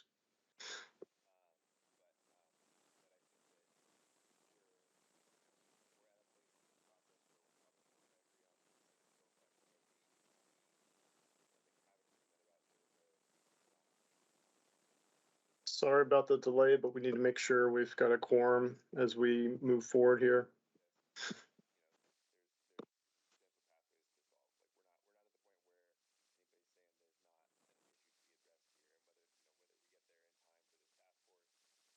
And Christina, if you would please, would you put the CAC website and the link for comments in the chat?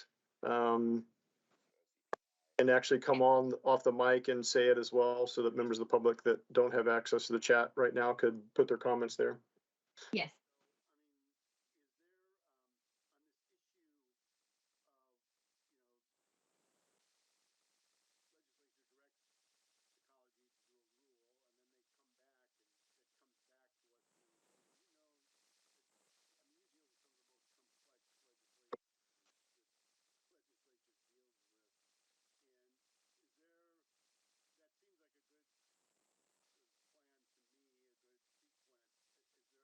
I have linked the Commercial Aviation Coordinating Commission website link in the chat box.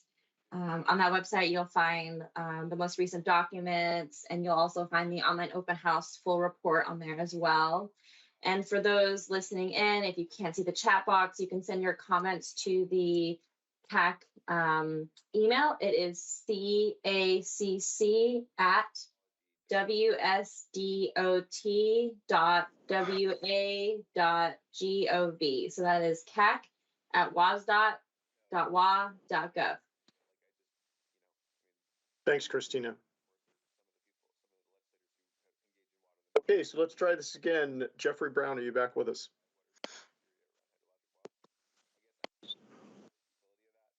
David, this is Claire. I'm trying to reach him through various connections. So as soon as he's on or I have him, we'll let you know. Sorry about the delay. That's okay. Thank you. Tom Embleton, are you back with us yet?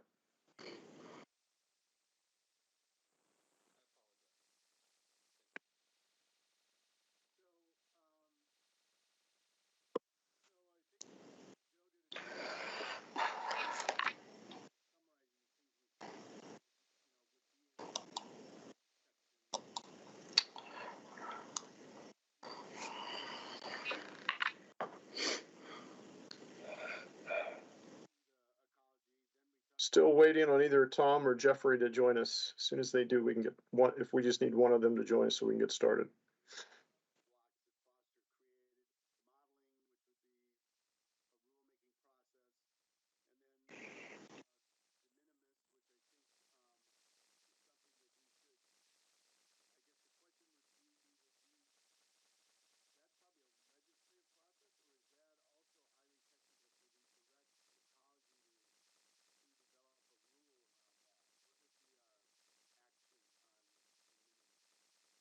Okay, I see that Tom is joined us. Thanks, Tom. I appreciate that. So we're going to go ahead and get started. If you could go ahead and move to the next slide, please.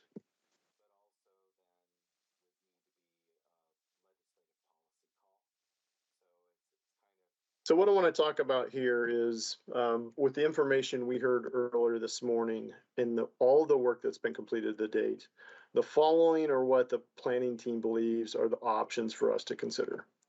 It starts with the take no action option that Kimley Horn spoke about earlier, and it builds upon the previous one. So from the top to the bottom, option one, the take no action.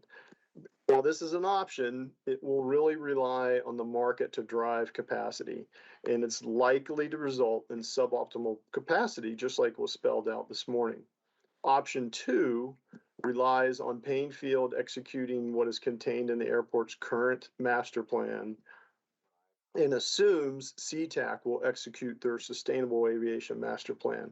And as we heard earlier, that would probably leave us with a projected, and I say projected because things might change, unmet demand of around 27 million annual passengers.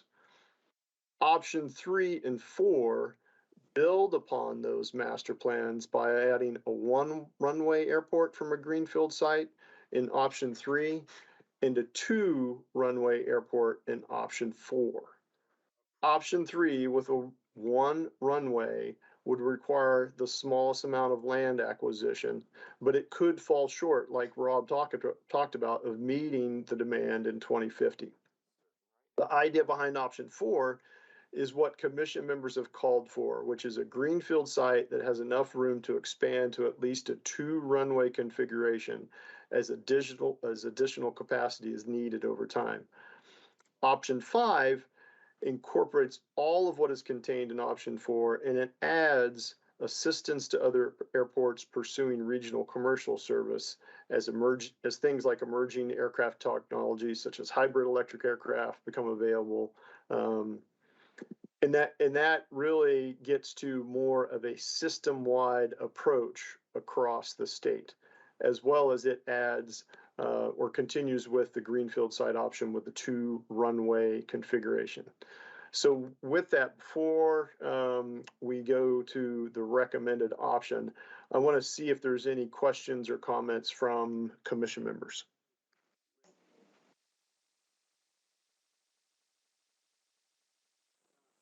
Steve, go ahead, please. Thank you. I guess I don't think this makes a difference to these options, but if it does, maybe we can comment it. I know we make the assumption, and it's in bold here, that in each of these options, Cacc executes its SAMP. If by chance Cacc was unable to execute the SAMP for any number of reasons, my assumption is it makes no difference as you've laid out these options. It just makes the pain points higher. Is that correct generally? I'm just trying to figure out if there's really something I should be paying attention to this inclusion of the SAMP as an assumption for these options. Yeah, Steve, you're correct. So the recommendation that we are going to get to has options within options. So if something doesn't come to fruition, if Cacc doesn't execute the SAMP, if we don't get more regional commercial service, if for some reason the state cannot figure out a way to pursue a Greenfield site, then there is the capability to rely on one portion of the recommended option as opposed to another one. So there is some built-in capacity to the recommendation that we're going to make, but it's finite, obviously. Thank you. Sarah Kaiser. Thank you, David. Could you remind me on on option 3, one runway configuration with minimal land acquisition, how many acres is minimal land acquisition? And I put that in context because, as we all know, Cacc has a grand total of 2,500 acres and has 3 runways. So what is our considered minimal land acquisition number? let me get Dave Williams to hop back on here. I don't recall that number off the top of my head. What I do recall is that it was a little larger because it has built-in kind of buffer areas to get at the noise issues and the particulate matter issues that we talked about. But David, go ahead, please. Yeah, Dave, for the one runway configuration, we had a land area of about 2,400 acres. And so agreed that included land for the airfield system terminal, but also buffers around the airport as well. I'm just mentioning that Cacc has 3 runways and 2,500 acres total. Yeah, I'd like to add to that. Unfortunately, that Cacc is constrained from simultaneous IFR operations, which I think everybody knows. And then, of course, air cargo is a big problem there as well. So yes, they are operated at that level of acreage. All right. Maybe David could also explain then how many acres a 2 runway configuration is expected to need. Don't have the number at my tip of my fingers, but I think it's 3,600 acres. I'll double check that to be sure. Thank you. Thank you much. 3,100 acres. Thank you. Thanks, Laura. But Senator Kaiser, I think what you're doing is raising the issue that we could fit something in regards to a 1 runway configuration, something smaller than what the consultant has provided. What I'm thinking is we don't have to do it all at once, but we do need to plan ahead. Great. And that gets to the whole build the capacity as it's needed over time. And given the fact that things could change, you know, who knows what could happen by 2050? You may not need a 2 runway configuration by then. Steve, your hand was still up. Did you have another point? And then we'll go to Jeffrey. No, I'm sorry, I took it down. Okay, Jeffrey, then Lauren. Yeah, I just need to caution some about using Cacc as a standard for acreage. Cacc doesn't meet the FAA standards, and if you're going to build a runway, a new airport, FAA is going to ensure that you meet the standards. There are a lot of non-compliant areas on the airfield, especially around runway to taxiway separation. In addition to the simultaneous approaches and departures that Rob speak to, we're not meeting some standards in some areas. So if you build it within, certainly you could build it within the 2,500 feet, get some waivers if that's possible, but you're constraining your ability to make the airport as efficient as possible. So I think that's important to note. Yeah, thanks, Jeffrey. And David, David and Rob, do you want to comment on the fact that the runway configurations, we did consult with the FAA as those were being put together? Yes, we did. Go ahead, David. Go ahead. Yeah, I think as we presented at our last Cacc meeting, new advisory circulars out that was released here in 2022. So we developed our 1, 2, and 3 runway kind of templates to be meeting the current FAA requirements, provide allowances for growth, and also provide allowances to be sure we're able to do that simultaneous operations with IFR conditions. So it was built to meet those requirements, and then also ran by FAA staff and for review and approval.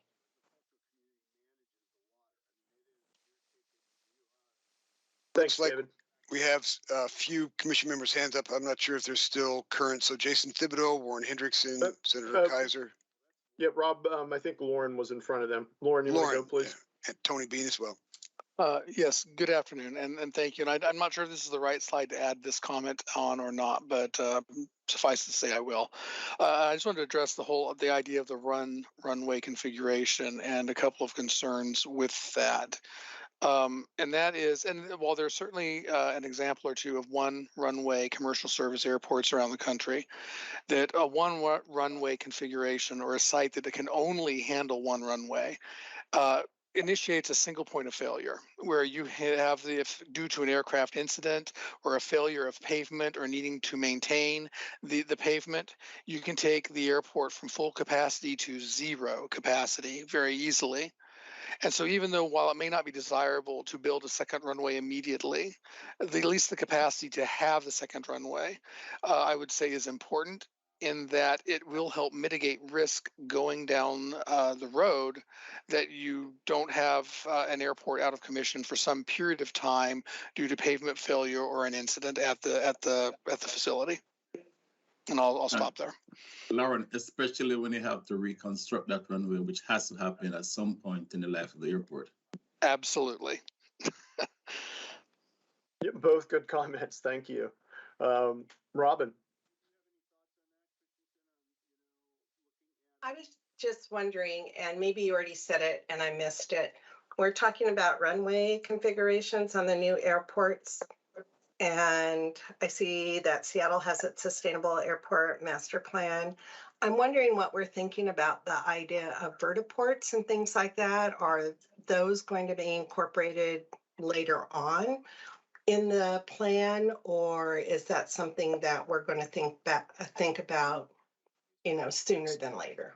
So if you look at option number 5, that has that type of technology embedded into it. We've talked more about distributed air service because that would probably be more impactful based on the fact that the aircraft that are in development today, the 12 to 15 seat electric hybrid or all electric aircraft, could make a dent in moving people, but the vertiports would be lesser numbers, but they would be included in that whole airport of the future concept. Okay, and we would include that planning to accommodate those types of areas at other airports as well. So I know like it's a trickle down or a trickle up process, whatever you want to call it. So, okay, I just wanted to make sure I was understanding it correctly. Thank you. Yeah, and I think that I don't want to put AIRF on the spot, but I think that within their master plan, I think within one of the options that I've seen for Olympia, and I know that Cacc has been thinking about this as well. How do you incorporate vertiports into your current footprint to be able to facilitate those operations? Rob, did you have something? I just wanted to add, Robin, absolutely. The vertiports are likely intra-city or intra-region. Distributed air service is more inter-city, but regardless, we have to have a hub. And so that's kind of the common denominator in all of them is there has to be a place where folks, whether they're coming in from a small eVTOL aircraft or whether they're coming in from a small electric airplane, if they're trying to go somewhere else in the country or somewhere else in the world, we still need the hub. Correct. Okay. Thank you, guys. Certainly. Jason, then Warren. Jason. Yeah, quick question, clarification on the options as laid out. And I know there's some, there can be some confusion with the work of the WASP and the work of the Cacc. So there's the no action option that's listed here. Are these the options that are on the table for the Cacc? Because it's my understanding that the mission of the Cacc is to make a recommendation for a location. So is the no action option really on the table for the work of the Cacc? No, not really. I mean, the commission could say that based on whatever the factors there are, that we don't have a recommendation to put forth. But really, that take no action is a way to describe what would happen if the commission doesn't take an action. But it is overall, we could still say that there's nothing that we have to recommend, but that's unlikely given what we've been through and the analysis that we've completed.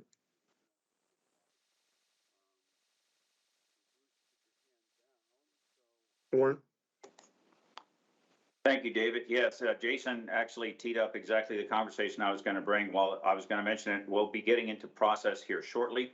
But while this slide was up, this seemed like a good time to address it, was on the take no action, is we do have a legislative mandate to make this recommendation of 2 airport sites by October 15th.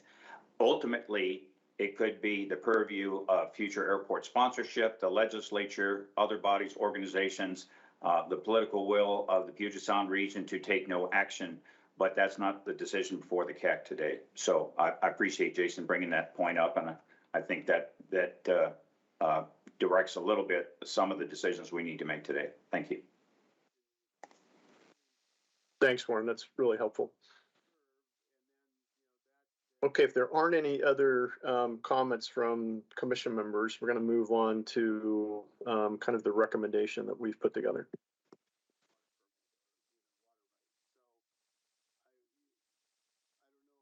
So the recommendation from myself, Warren as the vice chair, and the planning group is really that the best option to pursue is 5. And that includes adding capacity to Payne Field according to its airport master plan. It assumes CTAC executes its sustainable aviation master plan. It assists other airports interested in pursuing regional commercial service. And this speaks to distributing regional air service across the state as emerging technologies such as hybrid electric or all electric aircraft become available. And finally, the recommendation incorporates continuing to develop a greenfield site option that could support up to 2 runways. So based on everything we've talked about and heard, this is the one I think is the best option because it suits the needs of adding capacity over time and incorporating sustainable aviation technology that is available today and that which is currently in the works. It also contains a layered option. It also contains what I would call layered options, making it more resilient to change, narrowing change or circumstances that could prevent a portion of it from not being doable. And someone asked about that. I think it was Steve. So in lieu of narrowing the recommendation down to 1 greenfield option at this time, we believe additional analysis needs to be conducted on those sites that Rob talked about, the Pierce County East site, the Pierce County Central site, and the Thurston County Central site. We simply need more information about each one of the locations before we can say this is the most viable option. Finally, the feedback we've received to date. People want us to lead with environmental sustainability before committing to a new airport. We agree, but we think the state can do both simultaneously. A new airport could be up to 20 years or more down the road. So with that in mind, we absolutely should pursue the airports to the future concept that utilizes things like sustainable aviation fuel, electric ground support equipment, EV and public transportation charging, the use of alternate propulsion systems such as electric or hydrogen, and more as it becomes available. I won't speak for Warren or the rest of the planning team, but my personal feeling is that the state should not plan to pursue a new airport that replicates an airport of today.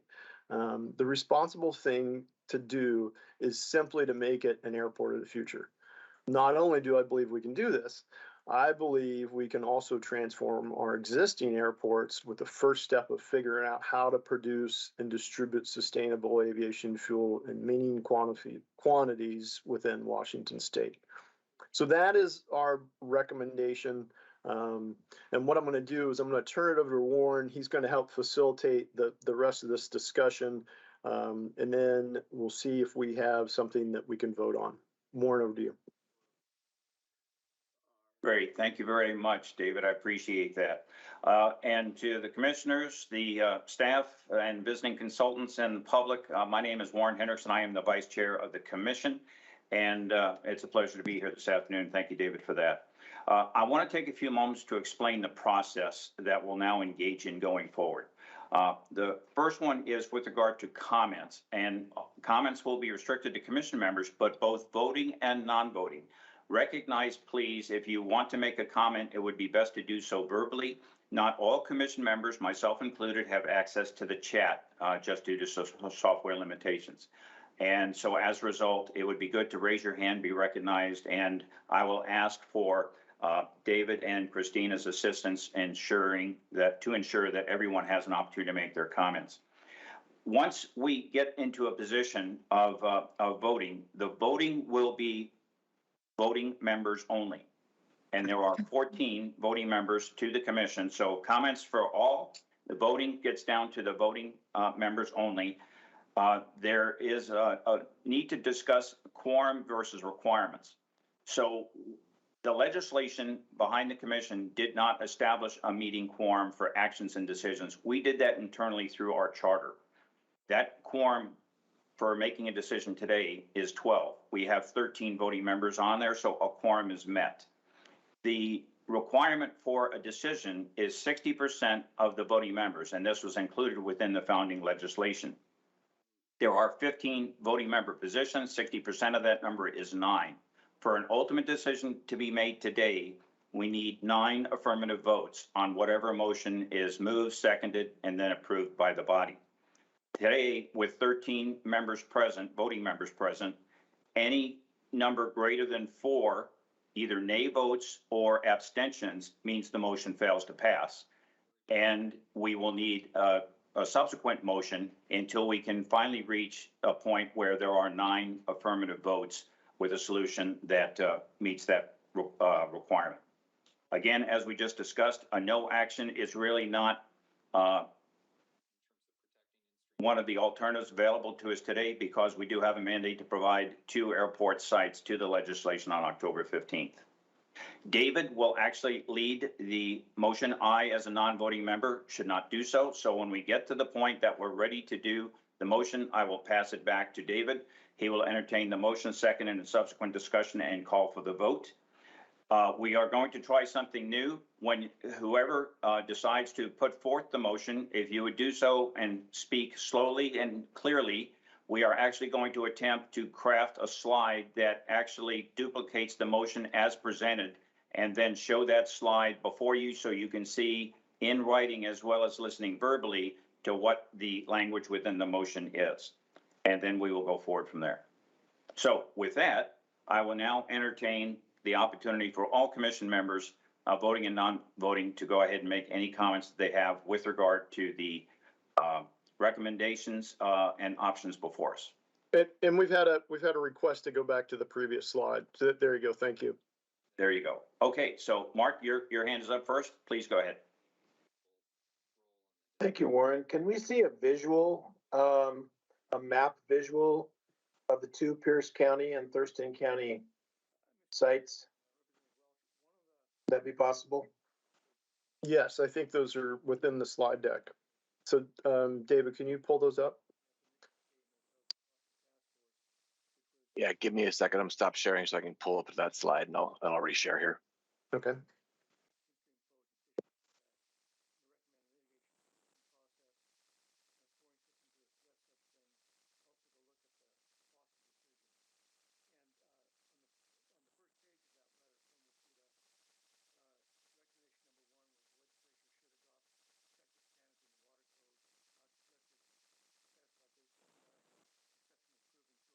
While we're waiting on that, are there other commission members that have comments or questions? I see Senator Kaiser. Thank you, Warren. Thank you, David. I don't need to have this today, but I would like a more in-depth discussion of distributed air service supported by emerging technologies. The conversations I've had with air carriers have not been very encouraging, and I am not clear how we pursue that if we don't have industry support. And I do not want us to be sidetracked on something that doesn't really address the fundamentals. And I like the idea of having distributed air service, but if we don't have the industry on board with that as part of the plan, I'm concerned it might distract from developing and coordinating development of a greenfield site. Yeah, duly noted, Senator Kaiser. And it is not a bit, like I said, it is not a big piece of solving the solution. We're talking about small regional commercial service. And much of this is where perhaps we had regional commercial service at one time and we lost it, and an airport would like to bring it back. So all I'm recommending is that we help facilitate that process, whatever that might be, whether it's engaging with them in industry, to see, you know, what can we done, whether it's we go after grants at the federal level to try it out where they provide grants to encourage those types of operations for a period of time. That's really what I'm recommending. Okay, it looks like David has resumed his slides. So David, if you would show then the relative locations of Pierce County East, Pierce County Central, and Thurston County Central. Yeah, I'll just put each one on there. I wasn't sure if there was, you just wanted to see the map of where they were if you had any conversation about it. But this is just a Pierce County East site, kind of south of Graham is the general vicinity of where we're looking at off Highway 161. Pierce County Central, this is essentially south of JBLM, south of Frederickson, a little bit east of Yelm as far as kind of general location for where the Pierce County Central location is. And then the Thurston County is really due east of where Olympia Regional Airport is situated now. So east Olympia and kind of near 510, basically. Good, thank you. Mark, does that help? Yes, thank you very much. You're welcome. Okay, Tony Bean, you're next. Thanks, David. Thanks, Warren.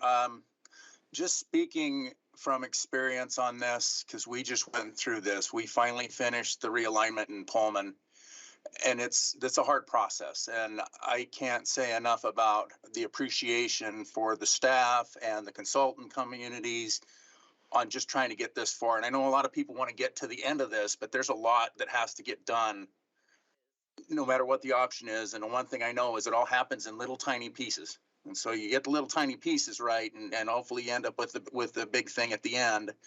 I think the recommendation is pretty spot on because it's things that are measurable, that can be done. It's going to be a long process, and somebody's got to shoulder that burden. It needs to find a sponsor. It has to go through NEPA process. And a lot of the concerns that people raised as we've gone through this process for the last couple of years, they do get addressed. It's just in different pieces. Right now, it's a recommendation. But looking back on our experience, the more land you can get, the better, because the FAA can put in different things. One of the things we found is you think you're going to get a straight-in approach. They put an offset approach in. You didn't buy the property for the offset approach, and then you have to go back and try to do that again. It's much harder the second time around. So I guess the forward thinking that this commission has done and that the consultants and WashDOT is appreciated, and I think it's been very, very sound. I know there's been glitches with certain things and trying to get information out to a whole bunch of people. There's a lot of people to touch because nobody's picked anything. A lot of the comments I've seen have been, well, don't do this here or don't do this here, but nothing's been chosen. It's an option, but the fact that the magnitude, when you're trying to look at the options, the wider your vision is, the better off it is. And when I asked the question about slots today is because it doesn't just affect what happens in Western Washington, it affects everybody. If we lose our air service capability to get to SeaTac, we lose our entire community to the air system. So it's massive to the smaller airports that are in Washington State that are not necessarily in Western Washington, but it affects us in the same manner, where it's a significant accessibility issue, and our economies and our quality of life is wrapped in just like yours is. So I just appreciate everybody's forward thinking on it, and the fact that everybody's trying to get as wide of a mindset as possible. And so that was my comment. Thank you, Tony. Bryce? Thank you. Appreciate it. And I'll probably say this again once we get a motion, just to make sure that it's included. And it's something I raised a few minutes ago, is making sure that we are addressing the limitations of land use law in Washington on the impact of potential sites, especially Greenfield sites under this. And that includes things like loss of agricultural resources and other things. I, again, understand the charge that we're met with today and we're being asked to do. But I think in the comments to the legislature, we do need to address and understand that there are existing conflicts that need to be resolved, and one of those is a long-standing state legislation that dictates a lot of how we do our land use planning and protects our farms, forests, and waterways. So I'll say it again once we get that. I need to reiterate that whatever option we do choose, we need to take into account state regulations and state laws. Thank you, Bryce. And Stroud.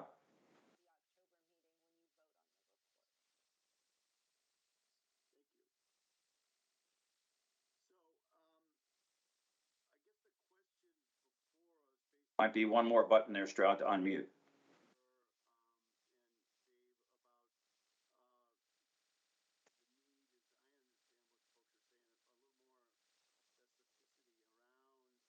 Can you good now? There you are. Excellent. Okay. I think we do anything else, it's just going to limit what we do in the next 30 years.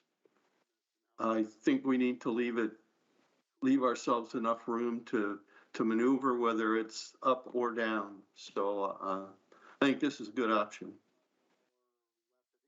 Thank you, Stroud. Just want to confirm, David, Christina, you don't see any other hands raised. I thought I saw Larry Crowder. Yeah, Larry, did you have something for the group? Yes, thank you. Just with regard to the motion and the statement made about trying to include land use types of requirements, I'm opposed to trying to hang a number of caveats onto the motion. I think the motion needs to be as clean and straightforward as possible. I think it goes without saying that the process that would be followed to develop any of the recommendations ultimately will follow all applicable laws and regulations. So I think we need to be very careful about trying to hang a bunch of caveats onto whatever motion is made. So I will be opposing those types of amendments if there are any. Thank you. Thank you, Larry. Yeah, I would sort of agree with Larry. Bryce, do you want to clarify? Are you just wanting us to make sure it goes forward as a point? Yeah, I'm not asking for an amendment to what's written in here. I just think that whatever we submit to the legislature needs to make sure that they understand that there might be conflicts that need to be resolved. One of those is the Growth Management Act. And I need to be very upfront that something like this is different than a lot of the issues that we face, but the massive loss of farmland and agricultural land in Washington over the last 20 years is staggering. And understanding the impacts of that, because I don't want us to go through a whole process and have people forget that we do have limitations and that become a big stumbling block because we didn't think about it before. So no, I'm not asking for an amendment to any of these. I just want whatever report goes to the legislature to say that they need to address and look at, longstanding laws and implications for land use outside of an urban growth boundary, because the impacts of this and the long fight that's probably going to ensue is something they need to take into account. So I'm not asking for an amendment. I just think that whatever we produce, there should be something in there that says there is Growth Management Act implications to studying a potential Growth Management Act. Again, I think that there needs to be a whole host of options and we need to continue looking at them. I'm not saying no to anything. I'm just indicating that we have not addressed arguably one of the biggest limitations that would prevent a greenfield site in the outer areas of Pierce County at this point. Thank you, Bryce. Bryce, thanks. And we very well we will see about putting that in as part of the recommendations. We've already made recommendations at this point, so we can roll that into the report because your point is more than valid. It's got to go in as part of the decision-making process with the legislators. Okay, thanks. And yeah, just for clarity, I'm not asking for any changes on this. I appreciate the concern for potential changes, but again, I think those just need to be noted in the report so we understand what we're talking about at the end of the day. Understood. Warren, I think you have a point, then we're going to go to Senator Kaiser. Well, actually, I'm going to come back to mine. Just a clarification here. The words on the slide right here are a recommendation. That is not an emotion. that has been written, offered, or made before the commission. So it is just the recommendation of the chair, vice chair, and planning group. I will come back and address a few comments in a moment, but in the meantime, Stroud Kunkel, you had your hand up first.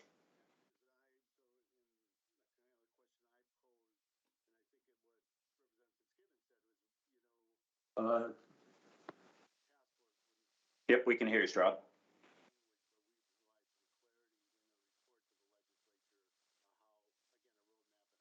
No. I think it's an old hand. There you go. You're there. Warren, he said that's a legacy hand he's got up. So why don't we move to Representative Dent? Thank you, David. So I just like to talk, having a big part of this legislation that created the Cacc committee here and what we were looking for. And the recommendation that we come up with, or that you folks, the voting members, come up with, is a beginning of a process. It's not locking anything into stone, but it begins the process. And, we knew when we created the legislation that identifying a greenfield site was going to be a real challenge, and even identified other airports that could, take some of the pressure off of Cacc would be a challenge. And I have to commend this committee for their hard work and what they have done. And as deeply as they've looked into this, considering we've had to deal with a pandemic, and most of us know that to sit in this room right now and being in person would be much preferred as to be virtual. So I think the committee's done a great job, but just remember, this is the beginning of a process. This is not the end. So again, thank you to everyone who's worked so hard on this, and I appreciate every one of you. Thank you. Thank you, Representative Dent. Now, if I can, without further hands raised, I'm going to take off my facilitator hat and wear my non-voting commission member hat and explain why I support this particular recommendation. First and foremost, it's a collaborative approach and it's a regional approach. We're all in this together. We need Cacc, we need Painfield, but we cannot meet capacity without a greenfield site. The data and the technical analysis has shown that. The decision for us today is to meet the demand in 2050. However, we must be mindful, what will that demand picture look like after 2050? This is not just a 20-year solution. We need to be thinking as a body 50, 75, 100 years down the road. We have to focus on resilience, the options, and then the locations, and certainly take advantage of future technology. This recommendation includes all those elements. With regard to the greenfield site locations, again, it's a matter of looking at the population density, what the industry is looking for, and ultimately we have a north site commercial service in Payne Field. We have our central to the region airport at Cacc, and the industry and the population demographics then dictate that the South Sound be served. These three sites, Pierce County East, Pierce County Central, and Thurston County Central, do that. Each of those 6-mile circles are not written in stone. They can adjust, they can move around. Ultimately, somewhere within that oval is a spot by which a future airport could be sited to meet future demand. And for those reasons, that's where my role is in this recommendation. So those are my comments. And at this point now, it's time to move forward to the actual vote and motion tabulation. So I will now hand it back to David. Thank you. Thank you, Warren. So as we move forward, again, we're gonna need a motion. I would like to start with a motion on the recommendation, if there is one, before we entertain anything else. So we'll need a first, a second. We'll open it back up for discussion, and then we'll go to a roll call vote. So with that, is there a motion on the recommendation?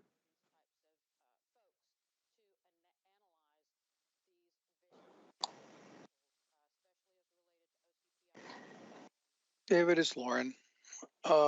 Yes, Lauren. I move that the commission accept recommendation 5 as written on slide 44 of today's presentation. Thank you, Lauren. Is there a second? This is Robin. I will second that. Thank you, Robin. Open for discussion. Discussion on the motion.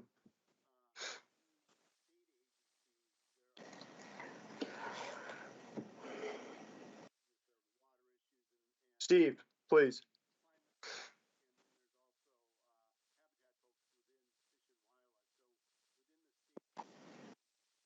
Steve, you're muted if you're trying to say something. Better now? Yes.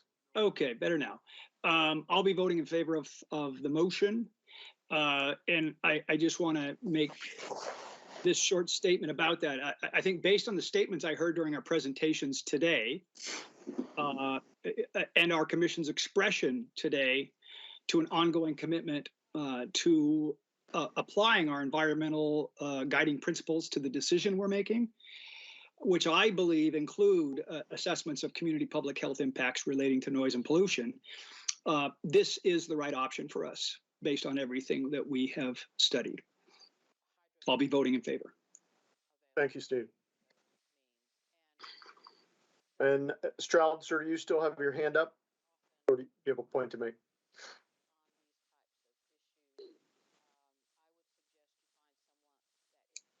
No. Okay, thank you. Tom?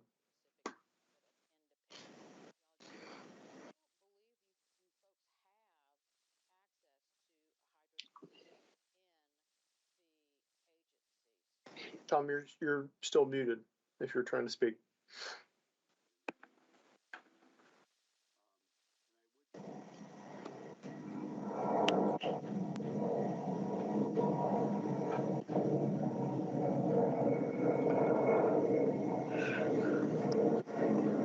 And Stroud, I think you're not muted. Thank you.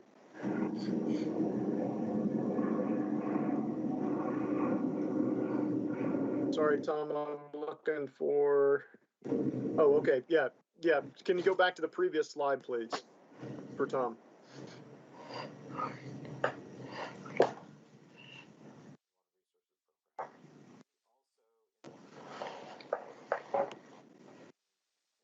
So Tom, do you have a comment you'd like to make? I'm looking at the chat right now, tracking your last comment.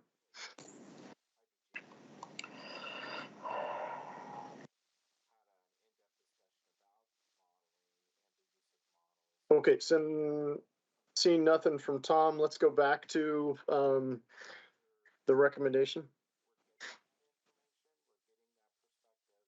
Okay, I've got your note there, Tom. Thank you. Any other comments? David, could you share Tom's comment because not everybody has visibility to the chat? Yeah, thanks. I'll do that. It says, thank you. Just checking what the difference was between 4 and 5. I support 5. That's from Tom Embleton. Thank you.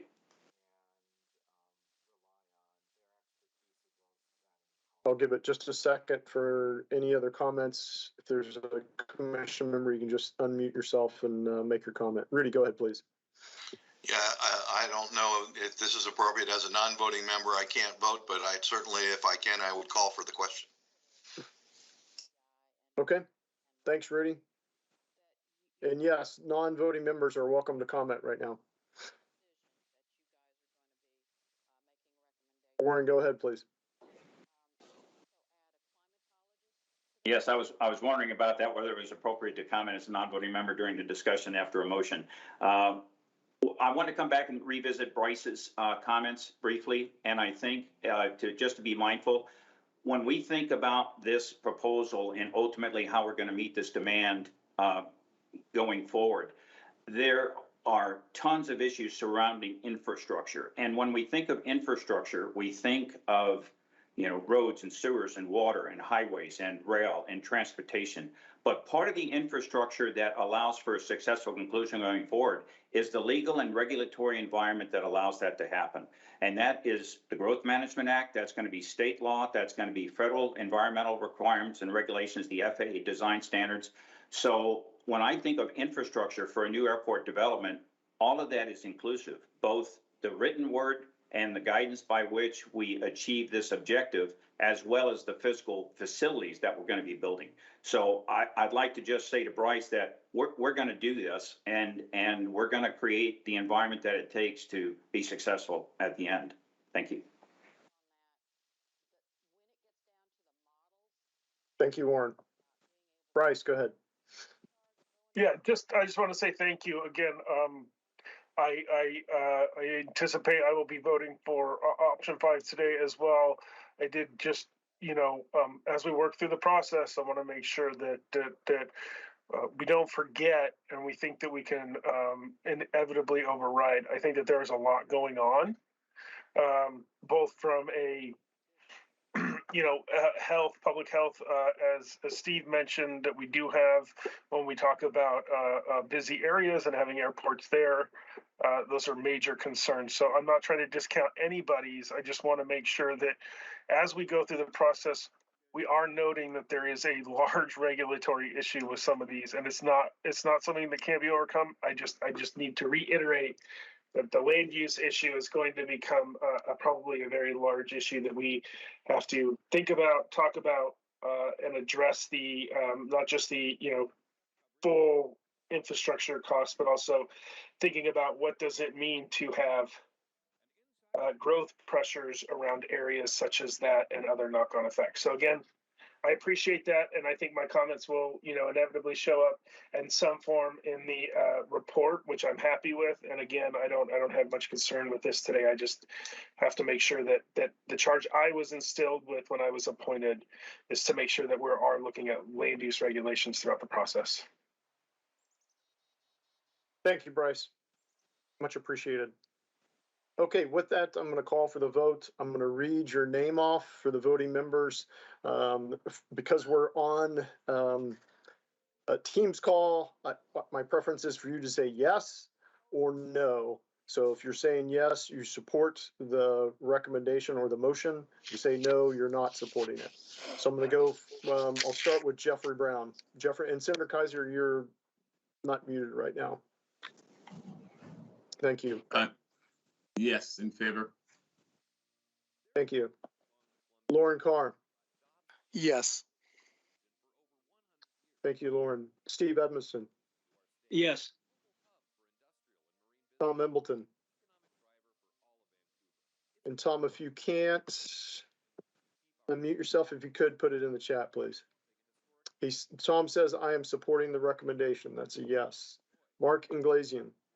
Yes. Thank you, Mark. It's up to me, and my vote is yes. Shane Jones. I vote yes. Thank you, Shane. Larry Crowder. Yes. Thank you, Larry. Stroud Kunkel. Yes. Jim Kuntz. Yes. Thank you, Jim. Robin Toth. Yes. Thank you, Robin. Bryce Yaden. Yes. Arif Gauss. I'm going to abstain. Understand Arif is abstaining. And just to make sure that Andrea did not join us, Andrea Goodpasture.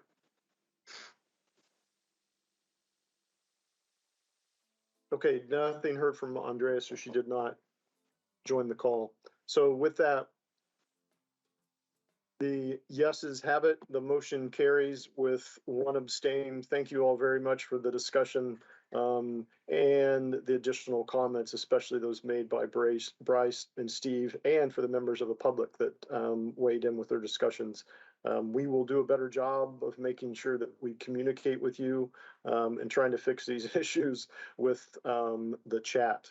So with that, if we could go to the next slide, and I think it's going to be a couple down from that. So next steps, we need to produce a report to the legislators that details this recommendation, which we'll work on. We'll get that back out to commission members for you to review and comment on before we send a final to the legislative body. We do need to do the additional analysis on the potential sites that we talked about. There's a lot of work yet to be done. So I think the actions we took today were prudent. We didn't narrow it down to one Greenfield site because I kind of think that would have been irresponsible at this point, given the comments that were made. So thanks. Community engagement. The community engagement continues. We appreciate all the comments we get from people. We've heard what you said. The commission members get all those comments. And as we look at these 3 Greenfield sites, we will narrow down that community engagement to those in those communities as well. And finally, the commission will have to provide the final recommendations by June of 2023. And I think that, at this point, we're on a pretty good path to do so. So I'm going to open it up for last minute comments from commission members. And I see that Jeffrey's got one. So Jeffrey, please. Yeah, so David, I'd like to make a statement before you adjourn. And just generally to everyone I've worked on the committee with, it's been a pleasure working with you guys. And from a statement, you know where I'm going. It's really rewarding for me and very informative to engage in this public process. But unfortunately, I've decided to leave the Port of Seattle, go join private practice, and also moving out of state. So with that, I bid you guys goodbye. I know you guys will come to a good decision on the preferred site.